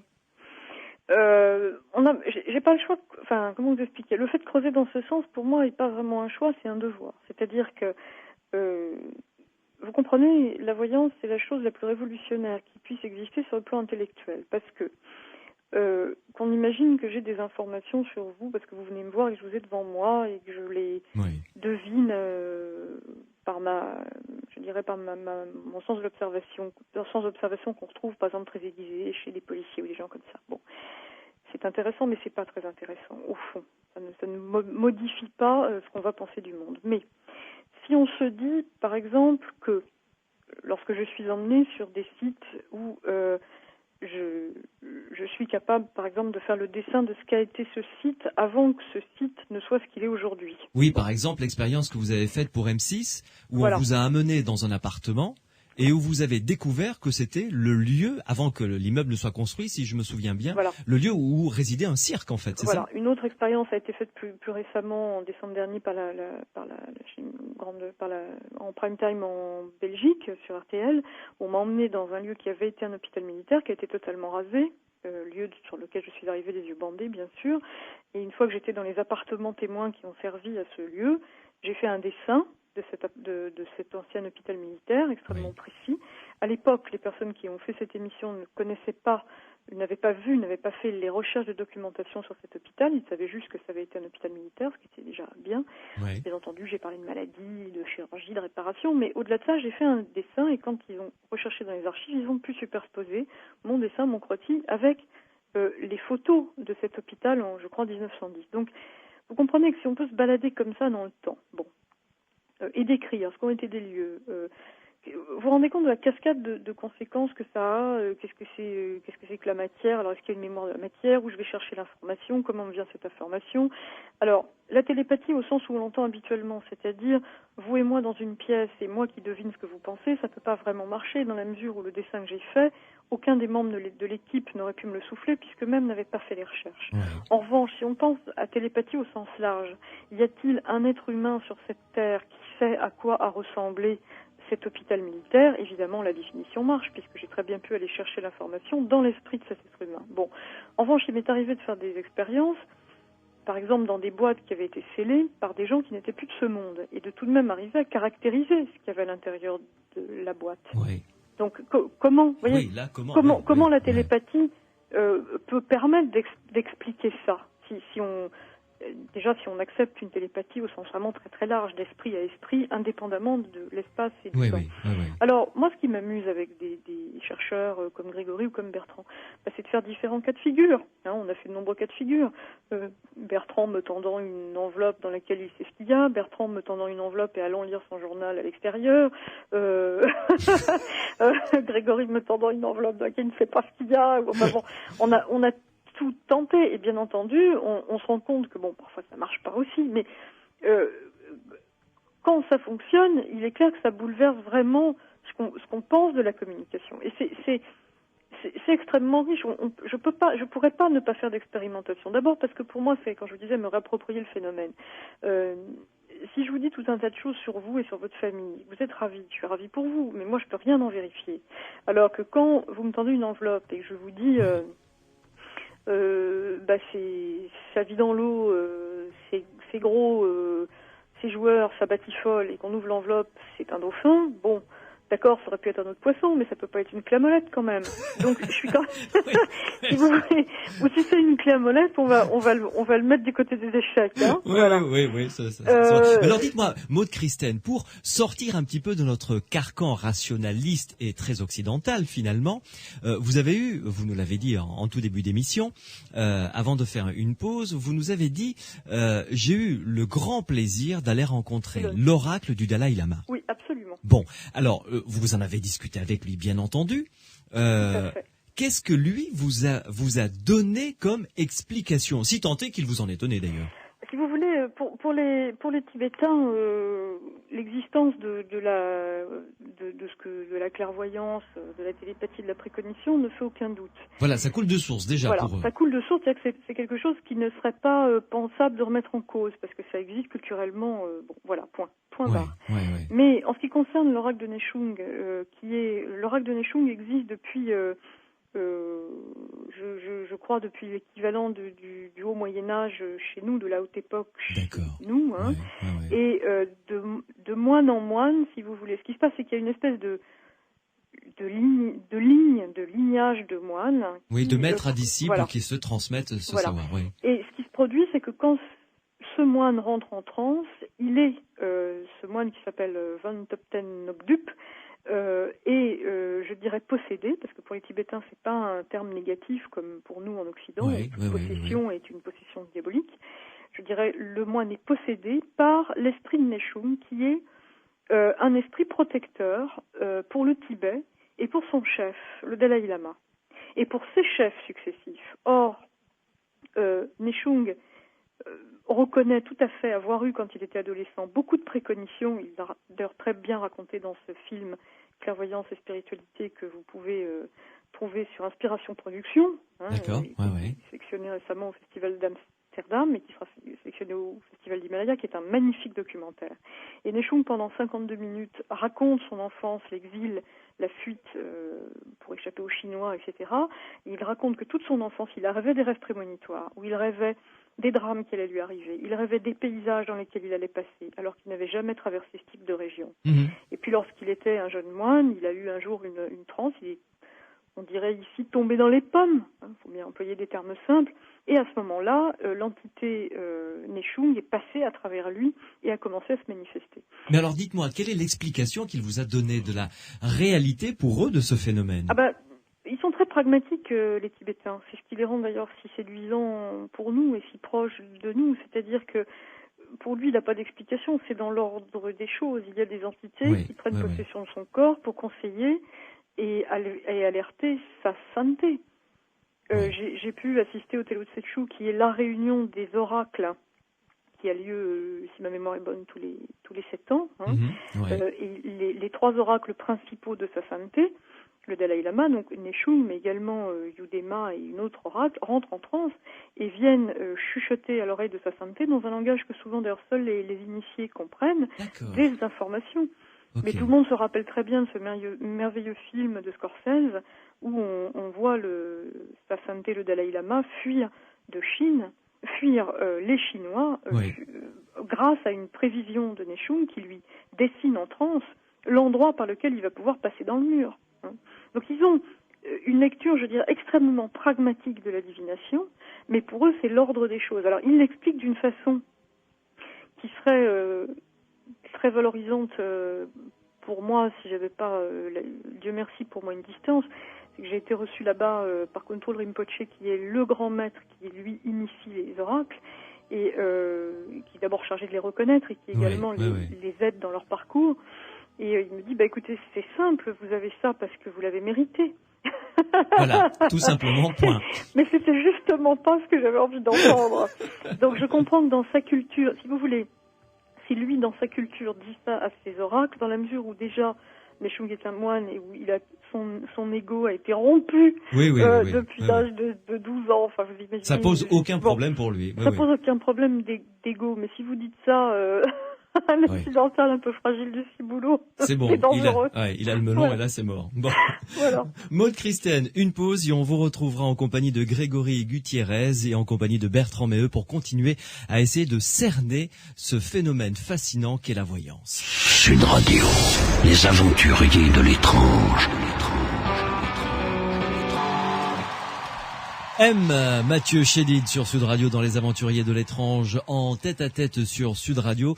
Nous parlons dans Les Aventuriers de l'étrange donc de la voyance avec Maude Christen qui est en notre compagnie, également en compagnie de Bertrand Meheux que vous commencez à bien connaître si vous êtes un fidèle de cette émission puisqu'il était notre invité pour un livre qu'il vient de faire paraître récemment, Histoire paranormale du Titanic aux éditions J'ai lu.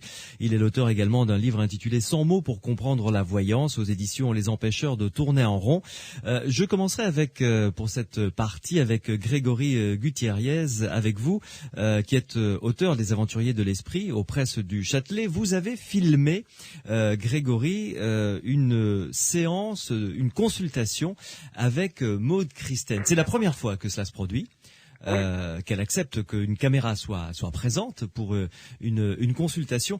Qu'en avez-vous retenu de cette expérience? Oui, alors avant tout, je vous explique pourquoi on a souhaité la filmer en consultation. Oui. C'est parce qu'il nous semblait que, avant d'étudier un phénomène quel qu'il soit, et là c'était particulièrement le cas, il faut le voir se dérouler dans son écologie, dans son environnement naturel. Dans son biotope. Dans son biotope, voilà, Oui. tout à fait. Ouais. Et on avait fait quelques expériences, des expériences pour voir, d'approche, dans le cadre de l'Institut métapsychique, mais j'étais toujours très embêté parce que je n'avais pas vu auparavant notre voyante, Maude Christen, dans son état naturel, travailler dans son quotidien. Donc c'est pour ça qu'on a souhaité la filmer en consultation.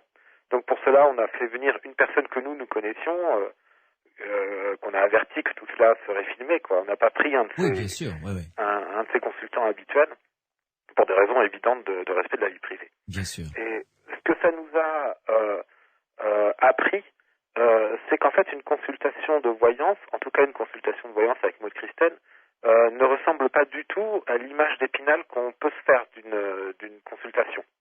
Où on s'imagine par exemple que évidemment le voyant va faire beaucoup parler son consultant et au fil de la discussion, l'air de rien, il va capter beaucoup d'informations. Oui. Même inconsciemment, même sans vouloir manipuler ou jouer, ou même sans ruse, il finira par capter plein de choses implicites qui pourra lui ressortir par la suite et ça passera pour de la voyance. C'est tout l'inverse qui se déroule quand on voit Maude Christen travailler. Pendant les 15-20 premières minutes, elle semble avoir complètement oublié la présence de la personne en face d'elle, fait tout, y compris dans son modus operandi, dans la mise en place de son travail, pour se blinder contre la présence de la personne, lui parle très peu, et discourt librement, seule. Elle fait très attention justement à ne pas être en quelque sorte influencée par les effluves psychologiques de la personne. D'accord, ok, ouais. Donc ça c'est une première observation qu'on a faite qui nous a beaucoup intéressé et surpris, même si on l'espérait évidemment, mais là de le voir c'était très intéressant. Et une autre chose qui est intéressante, c'est que la séance qu'on a filmée a duré 2 heures environ, 2 bonnes heures. Oui. Sur ces 2 bonnes heures, Maude utilise la voyance de temps à autre, comme une aide, comme un moteur pour démarrer certaines discussions. Et ensuite, elle fait, le mot est à la mode aujourd'hui, elle fait pas mal de coaching, mais un coaching qui va jusqu'à heurter la personne en face d'elle, c'est-à-dire qu'elle ne la caresse pas du tout dans le sens du poil. Oui. Lorsque Maude a vraiment détecté le point sensible, le point qui pose problème, et dans le cas que nous avons filmé, c'était très intéressant parce que justement la personne n'avait pas de problématique particulière. Elle venait pour me faire plaisir, à moi et mes amis qui lui avions demandé de se prêter au jeu. Mm-hmm. Mais elle n'avait pas eu elle-même de démarche et elle n'avait pas de problème particulièrement lourd dans sa vie à ce moment-là. D'accord. Mais cependant, Maude a quand même soulevé, est allée voir sous le tapis, et lui a quand même ressorti le ou les 2 ou 3 problèmes sur lesquels cette personne doit travailler pour aller mieux, pour être plus heureuse, etc. Mm-hmm. Donc il y a vraiment la consultation de voyance avec Maude ressemble pas du tout à l'idée qu'on peut se faire d'une consultation de voyance. Oui, tout à fait. Maude Christen, à cette période de la conversation, on a eu quelques appels et quelques SMS dans ce sens, et à chaque fois qu'on aborde le phénomène de la voyance, ces questions reviennent. Comment faire la part de l'escroc du voyant? Écoutez, je pense que déjà, il faut commencer par soi-même, c'est-à-dire par être clair dans sa démarche. J'entends par là, alors c'est tout à fait intéressant que vos auditeurs vous posent cette question, et bien entendu, je vais y répondre, et ce que je vais dire là, il ne faut surtout pas qu'ils se sentent agressés par ce que je vais dire, mais oui. Une des raisons pour lesquelles j'ai arrêté Delta Blanc, qui était une association que j'avais montée avec Chantal Hurtaud-Mignon, où nous essayions de réunir des praticiens avec une déontologie. C'était pas tant les praticiens avec qui ça se passait déjà pas très bien pour certains d'entre eux, mais c'était surtout le public. C'est-à-dire que véritablement, il y a tout un public dont la demande n'est pas très claire. Et je dirais qu'on a l'impression qu'il y a presque un certain plaisir à tomber dans des choses trappes. Je m'explique. Quand vous lisez des annonces du genre, Madame Irma, meilleure voyante du monde, déjà, diplômée, 7 jours sur 7 par téléphone, de 6h à minuit. Oui. Bien. Bon. S'il n'y a pas là-dedans quelque chose de pas cohérent qui vous interpelle, on est quand même un peu mal parti. Parce que, ou Madame Irma, elle est vraiment la meilleure voyante du monde, et vous le sauriez peut-être par d'autres moyens, elle n'irait pas en tout cas dépenser de l'argent pour passer de la publicité. Oui. En plus, si elle est là de 6h du matin à minuit, on peut aussi se demander quand elle mange et quand elle dort, ce qui ne sont pas des questions subsidiaires. Quant aux prétendues références, il est bien évident que si elles étaient là et si elles étaient suivies par un travail de qualité, Madame Irma n'aurait pas besoin de racoler. Donc, il y a, je crois, dans le choix qu'on fait d'un voyant, peut-être 80% de la réussite de la consultation vient de ce choix. Moi, j'engage vraiment, surtout maintenant à l'heure d'Internet, où beaucoup de voyants ont des sites, à aller jeter un coup d'œil sur la communication de la personne. Et je crois qu'il y a des choses qui sont rédhibitoires. Oui. D'abord, les affirmations. Alors, tous les voyants sont des voyants des stars, il faut le savoir. Évidemment. Il y a autant de voyants que de médecins généralistes. Moi, j'ai une idée mathématique pour ça, c'est qu'en fait, les stars, elles se dédoublent, si vous voulez. Oui, donc, elles ont le don d'ubiquité. Elles ont le don d'ubiquité, donc elles consultent en fait les 4 millions de voyants. Hein. Ouais, c'est fabuleux. Donc voilà. Ensuite, déjà, à mon avis, on n'utilise pas la communication des autres. Enfin, on donne des... Enfin, je veux dire, on a un discours qui tient la route. Ce que j'entends par là, c'est une cohérence dans la communication. Oui. Alors, quand on prétend être dans l'amour et la charité, dans ces cas-là, on est dans un couvent, comme Mère Marie-Yvonne Aimée, mais on n'est pas dans un univers laïque et dans un appartement bourré de dorures. Ça n'a pas de sens.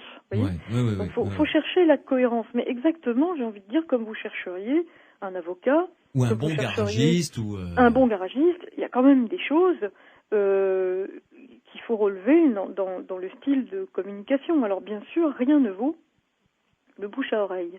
Mais il y a tout de même des gages de sérieux et de succès quand on va voir des voyants, c'est que quand ils sont, comment vous expliquer, quand ils ont une certaine... Quand les gens ont vraiment des capacités, très franchement, ça se sait, sauf s'ils sont très jeunes. Il n'y a pas non plus beaucoup de gens qui voient de manière un peu spectaculaire, et bien souvent, c'est vos amis qui vous disent, je pense à un tas de gens que je ne citerai pas, mais qui n'ont jamais eu de contact avec les médias, mais qui sont connus, en tout cas à Paris, et chez qui tout le monde va bien volontiers, parce qu'on sait qu'ils sont bons. Oui, bon. Oui. Mais ça se sait, ils exercent, j'ai envie de dire, si vous avez affaire à quelqu'un qui exerce depuis 20 ans, qui n'a jamais passé une pub de sa vie, déjà, par simple recoupement économique, qu'il n'est pas mauvais, vous voyez ? Oui, tout à fait. Maintenant, après ça, il y a toute une attitude à avoir, et je crois que l'attitude, en tout cas, qu'est-ce que je ferais moi si j'allais voir un voyant ? Déjà, je commencerais par me taire.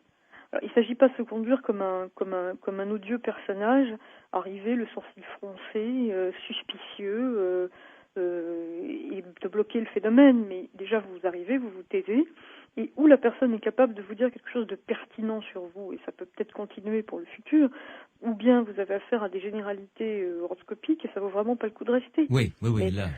Je crois qu'une fois qu'on a dépassé le problème de la communication, qu'on va voir quelqu'un qui travaille par bouche à oreille ou qui est connu, parce qu'il y a aussi des voyants connus qui sont remarquables, mais encore faut-il que leur communication soit tout de même en accord et la réalité de leur pratique en accord avec leur discours. Oui.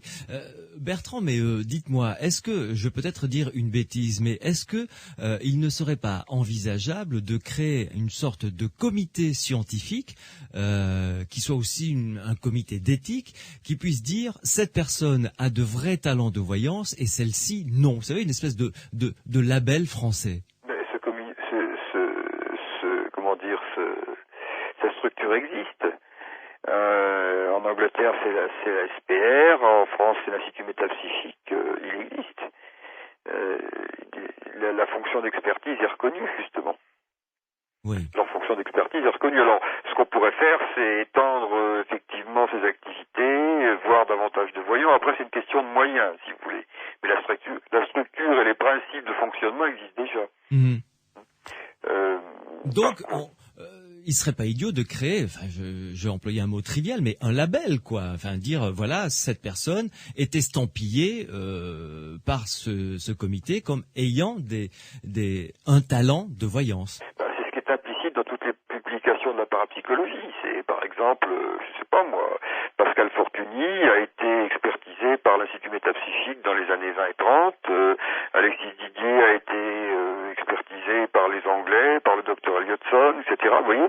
Donc ça existe. Simplement, c'est qu'on ne le sait pas. Après, c'est une question de moyens. J'en reviens à cette question de moyens, mais effectivement, vous avez raison.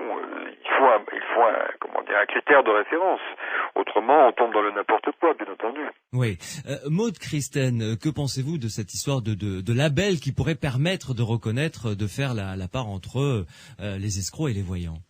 Moi, je pense que ce serait formidable, à condition que la parapsychologie puisse avoir la place qu'elle mérite aussi et les moyens qu'elle mérite. Aujourd'hui, en l'état, ça n'aurait pas vraiment de sens, dans la mesure où il n'y a absolument pas les moyens de poursuivre un certain niveau d'expérimentation. Mais je pense en effet que je ne vois pas pourquoi, en tout cas, des phénomènes qui sont... Je suis d'accord avec Bertrand, c'est pas comme de l'eau qui bout, mais c'est tout de même très observable une fois qu'on s'en donne la peine. Bon, oui. Je vois pas pourquoi ces phénomènes qui sont observables, je dirais presque comme des résultats sont observables en médecine, et j'y tiens. Ils sont pas absolus, mais ils sont suffisamment déterminants pour qu'un jour on obtienne par exemple une mise d'autorisation sur le marché pour un médicament. Ça veut pas dire que le médicament il marche à 100% comme de l'eau qui bout, ça veut dire que dans un très grand nombre de cas, il prouve son efficacité. Bon. Oui. Je ne vois pas pourquoi ces phénomènes, qui sont à peu près de cet ordre, on ne pourrait pas penser des procédures qui les valident. Maintenant, ce que je crois, c'est qu'il y a une très très grande résistance culturelle, qu'on n'a pas du tout d'ailleurs chez les Tibétains. Sa santé se laisse vraiment approcher par le monde scientifique au plus haut niveau. Il y a beaucoup beaucoup d'intérêt à imaginer qu'on puisse, je dirais même, tester les capacités des devins, et c'est des choses qui les dérangent absolument pas. Mais en revanche, moi j'ai envie de poser la question à Grégory ou à Bertrand, mais combien de voyants professionnels vous appellent chaque année sur les 4 millions pour demander à participer à des tests Talimi? Oui, ben justement, réponse Grégory Gutiérrez.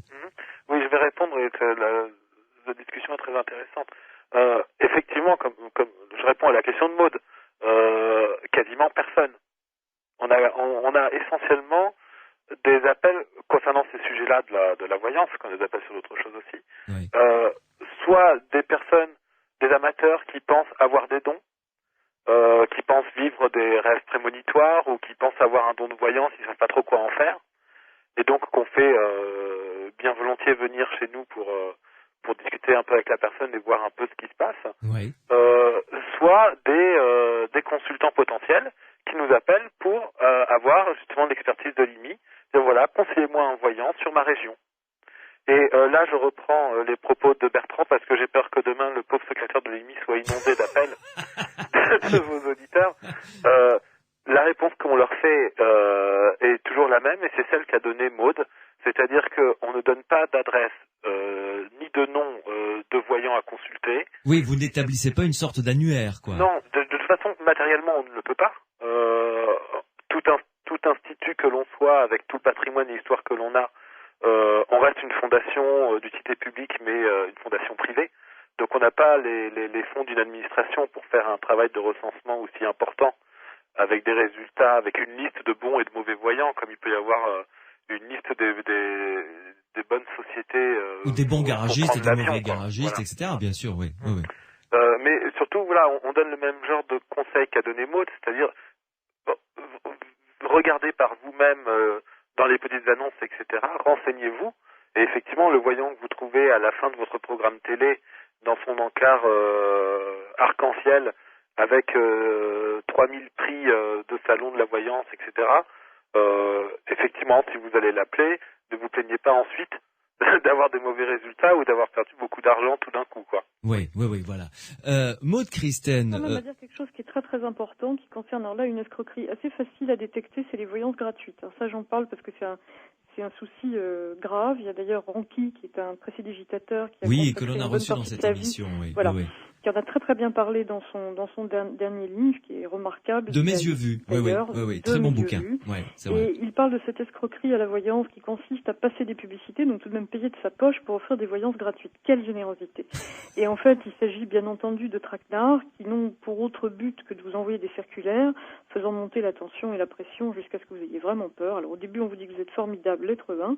Lettre 2, vous êtes formidable, mais ça va pas durer. Et lettre 3, si vous achetez pas le gris-gris porte-bonheur... Ça va aller très très mal très vite. Ça va aller vraiment super mal, voilà. Ouais. Alors ça, il n'y a pas, si il y a des gens qui pratiquent la voyance gratuite, eh bien écoutez, ils vont pas passer de publicité pour ça. Méfiez-vous aussi qu'ils n'aient pas derrière à vous refiler l'idéologie d'une secte ou autre chose de plus conséquent. Ouais. J'ai comme ça une cliente qui a été tout à fait attirée par une dame qui faisait de la voyance gratuitement. La voyance, elle la faisait gratuitement, mais les désenvoûtements, en revanche, ils étaient payants. Ouais, et quand elle commençait à vous raconter que votre petit garçon de 13 ans allait devenir aveugle si vous lui donniez pas suffisamment d'argent pour qu'elle puisse faire le désenvoûtement, vous regrettiez souvent d'avoir fait l'économie d'une consultation. Voilà. Ah oui, ça j'imagine, effectivement. Voilà. Alors donc, Maude Christène, les salons de la voyance, vous savez, que l'on voit fleurir de temps à autre, ça c'est à éviter comme la peste, visiblement. Écoutez, il y a très probablement à l'intérieur de ces salons des gens qui sont jeunes et qui n'ont pas d'autres possibles, mais enfin, pour s'en sortir et qui peut-être sont pertinents. Mais la démarche en elle-même ne me paraît pas compatible avec le fait de faire un travail de qualité. Parce que vous pouvez pas, déjà, je crois que ce qui est à mettre en cause, ce n'est pas les voyants qui travaillent dans ces salons, c'est les organisateurs de ces salons, qui sont tout de même des gens qui s'en mettent vraiment plein les poches, et qui vendent à prix d'or de petits stands à des gens qui sont obligés de travailler toute la journée pour le rentabiliser. Ouais. Je crois qu'il faut être sérieux. Il n'est plus du tout question de voyance, il est question d'autre chose. Alors, il peut être question d'un coaching intuitif, il peut être question d'entendre des choses qu'on a envie d'entendre, mais je ne vois pas comment ce type de conditions peut permettre à des phénomènes de clairvoyance et de précognition d'émerger. Voilà. En tout cas, moi, aujourd'hui, si je devais travailler dans ce type de conditions, je ne le pourrais pas. C'est-à-dire que bien qu'ayant développé mes capacités, n'hésitant jamais à en faire la preuve, que ce soit à travers des démonstrations télévisées ou à travers ma collaboration avec des scientifiques français et étrangers, je suis incapable de travailler dans ces conditions. Voilà. Donc je ne vois pas comment il est possible de faire de la voyance dans ces conditions. Voilà. Ça au moins, c'est clair. Maude Christène, vous restez avec nous, Bertrand Méheux également, Grégory Gutiérrez aussi. Une pause et on se retrouve pour notre toute dernière ligne droite des aventuriers de l'étrange. Les aventuriers de l'étrange sur Sud Radio. Sergio Mendes avec Black Eyed Peas sur Sud Radio, Masquenada. C'est cette belle chanson qui va clôturer notre émission des aventuriers de l'étrange sur Sud Radio, parlant de la voyance. On en fera une autre. D'ailleurs, Maude Christène, si vous le permettez, je vous réinviterai dans cette émission, les aventuriers de l'étrange, pour cette fois-ci peut-être la consacrer entièrement, ou du moins en grande partie, à toutes les escroqueries concernant la voyance, et peut-être aussi à répondre aux questions que les auditeurs et auditrices qui ont vécu un phénomène de voyance qui peut être effrayant finalement quand on le vit comme ça de manière sauvage, les rassurer et leur dire que finalement c'est quelque chose qui existe et qui est naturel, ou comment essayer de se sortir d'un mauvais pas si on est tombé entre les mains d'un escroc. Oui. Je crois que le problème de l'escroquerie qui m'a beaucoup intéressée quand j'ai commencé à travailler, en fait, il est très simple. C'est pas parce que les voyants sont des salauds. Je crois, et c'est en cela que le travail de l'Institut Métapsychique International est vraiment important, vraiment intéressant. C'est que tant que ces questions ne seront pas étudiées par des gens capables de les penser, et tant qu'il n'y aura pas un travail pluridisciplinaire à la fois en sciences humaines, mais aussi dans des sciences exactes, des sciences dures sur ces questions, il est clair que je ne connais plus exactement la phrase de Victor Hugo, mais Grégory nous la dira, ce que la science ne veut pas, en gros, l'ignorance va s'en charger. Ouais. Et l'ignorance, avec tout ce qu'elle... vous vous rendez bien compte de cette situation d'absence de collaboration entre des sujets psy, PSI, donc des sujets doués de capacités extrasensorielles et des scientifiques, et le déblocage de budget public, de fonds publics sur ces questions a comme conséquence C'est que n'importe qui peut dire n'importe quoi. Ah oui, ça a des conséquences sociales. Le vrai problème, il est là. Le vrai problème, il est que demain, il faudrait qu'il y ait un budget de plusieurs millions d'euros qui soit débloqué pour étudier des sujets psy, pour comprendre comment ça fonctionne, pour éventuellement mettre en vigueur le type de label auquel vous faisiez allusion. Oui. Le vrai problème, il est politique. Maintenant, face à une question, il y a des dizaines de personnes qui ont vécu des phénomènes de voyance de manière spontanée. Eric Pigani me disait qu'à psychologie, il était souvent interpellé comme à l'Institut métapsychique par des gens qui appellent en disant voilà, j'ai fait un rêve prémonitoire, il m'est arrivé ci, il m'est arrivé ça. Donc déjà, la plupart des gens à titre personnel vivent ce genre de phénomène dans leur vie. Et en plus, il y a tout de même énormément de gens qui ont expérimenté, que ce soit à travers une enquête, mais aussi à travers de propres rencontres avec des voyants, l'existence du phénomène. Bon. Dans la mesure où ces phénomènes sont officiellement, c'est même pas que la science en France dit qu'il n'existe pas, c'est qu'il n'y a même pas 1 euro public qui est dépensé pour étudier cette question. On n'est même pas à dire ça marche à cause de ci ou grâce à ça. On est simplement à dire étudions-les. Et là où je rejoins évidemment Bertrand Méheux, c'est que le dossier est suffisamment riche aujourd'hui pour qu'au moins on s'y penche. Bon.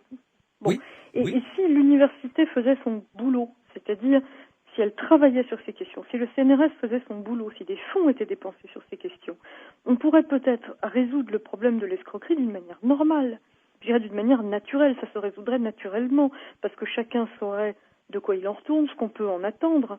Il y aurait une éducation faite à ce propos. Il y aurait une éducation. Oui. Or, puisque cette éducation n'est pas faite, et n'est pas en voie d'être faite, puisque les politiques pour le moment ne déboursent pas un euro là-dessus, ça continuera éternellement. Oui. Et c'est pas la question des escrocs qui ne font qu'utiliser finalement les failles d'un système, c'est la question du système. Hein. Oui. Bertrand Méheux, on peut reprendre là les termes de Walter von Lukadou, qui a un service qui est subventionné par l'État allemand en Allemagne, et un service qui est consacré exclusivement à ça avec des fonds publics, et il travaille justement à ce phénomène, enfin à ce travail d'éducation de la population.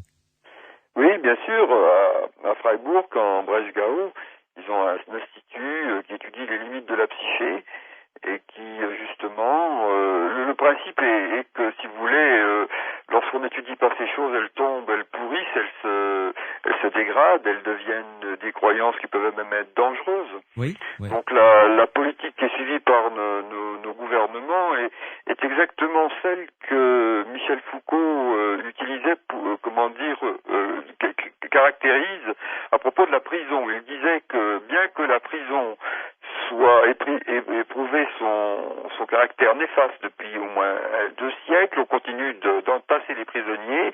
Lui, il pensait que c'est parce qu'on avait besoin, si vous voulez, d'un volant d'informateurs, etc., de manière à justifier l'appareil répressif. Bon, si on transpose la théorie de Foucault à notre problème, ça donne ceci: les rationalistes ont besoin de l'escroquerie, des voyants, de la voyance bas de gamme pour justifier leur blocage. Oui.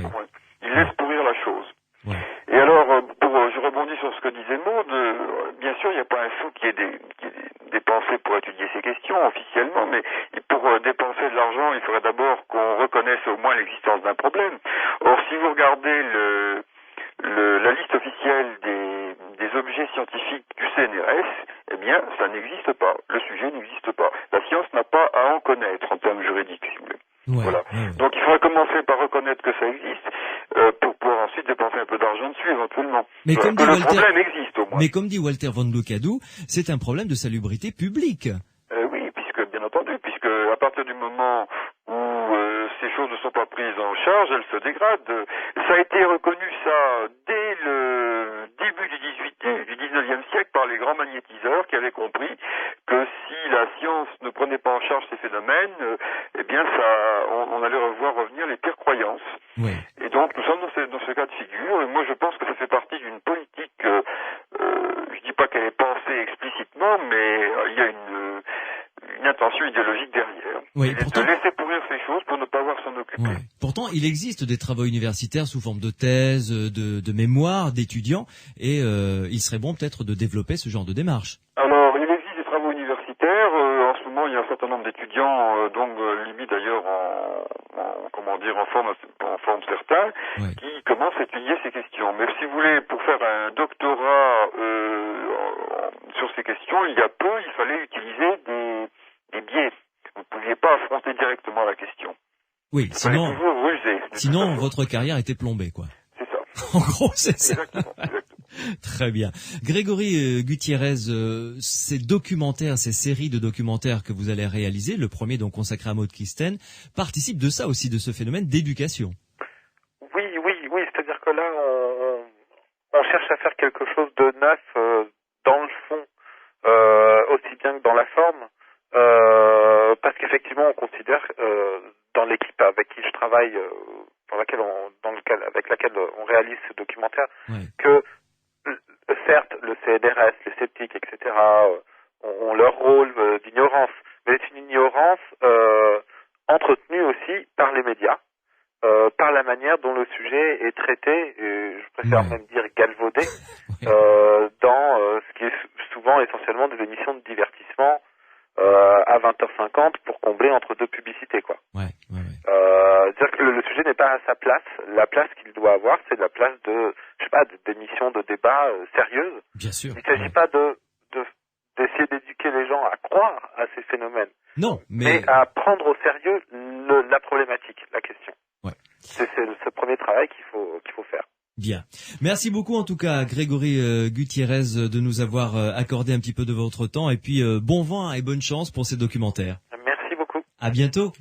Je rappelle que vous êtes l'auteur d'un livre si vous intéressez à toute l'histoire des phénomènes paranormaux, à l'étude de ces phénomènes. Ça s'appelle Les Aventuriers de l'Esprit, c'est aux éditions des Presses du Châtelet. Bertrand Méheux, merci à vous aussi de nous avoir accompagnés durant cette dernière heure et vraisemblablement à bientôt dans Les Aventuriers de l'étrange. J'espère bien. Bonne fin de soirée, au revoir. Merci, bonsoir. Je rappelle le titre de votre livre, donc le dernier paru, Histoire paranormale du Titanic aux éditions J'ai lu. C'est en format de poche, très très bon bouquin.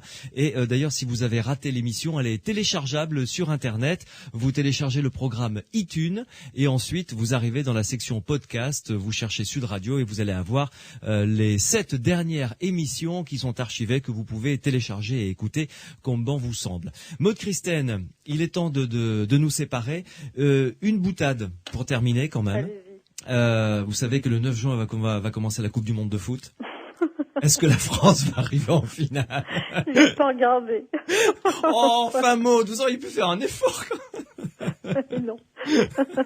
Bon, ça fait longtemps que je ne veux plus faire ce genre d'effort. Voilà. Je m'en doutais un peu. En tout cas, je vous remercie beaucoup de votre invitation et je suis très heureuse de découvrir votre émission que je trouve très, très intéressante, très pédagogique et je vous félicite aussi pour la programmation musicale.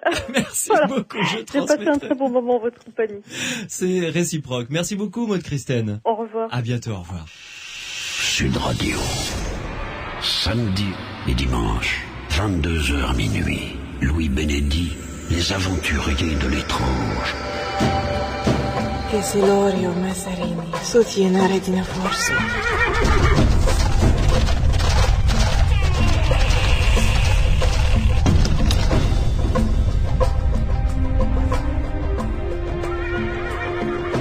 Avant de nous séparer, un rapide coup d'œil sur le sommaire de la semaine prochaine qui va être très chargé et passionnant. On va commencer avec une question. Quel est le point commun entre Joséphine Baker, entre Mozart, entre Louis Armstrong, entre Edwin Aldrin, le premier homme à avoir marché sur la Lune? Eh bien, tous étaient des francs-maçons. Qu'est-ce qui se cache derrière la franc-maçonnerie? À quoi cela sert-il d'appartenir à la franc-maçonnerie? Quelle est l'action de la franc-maçonnerie sur la société actuelle?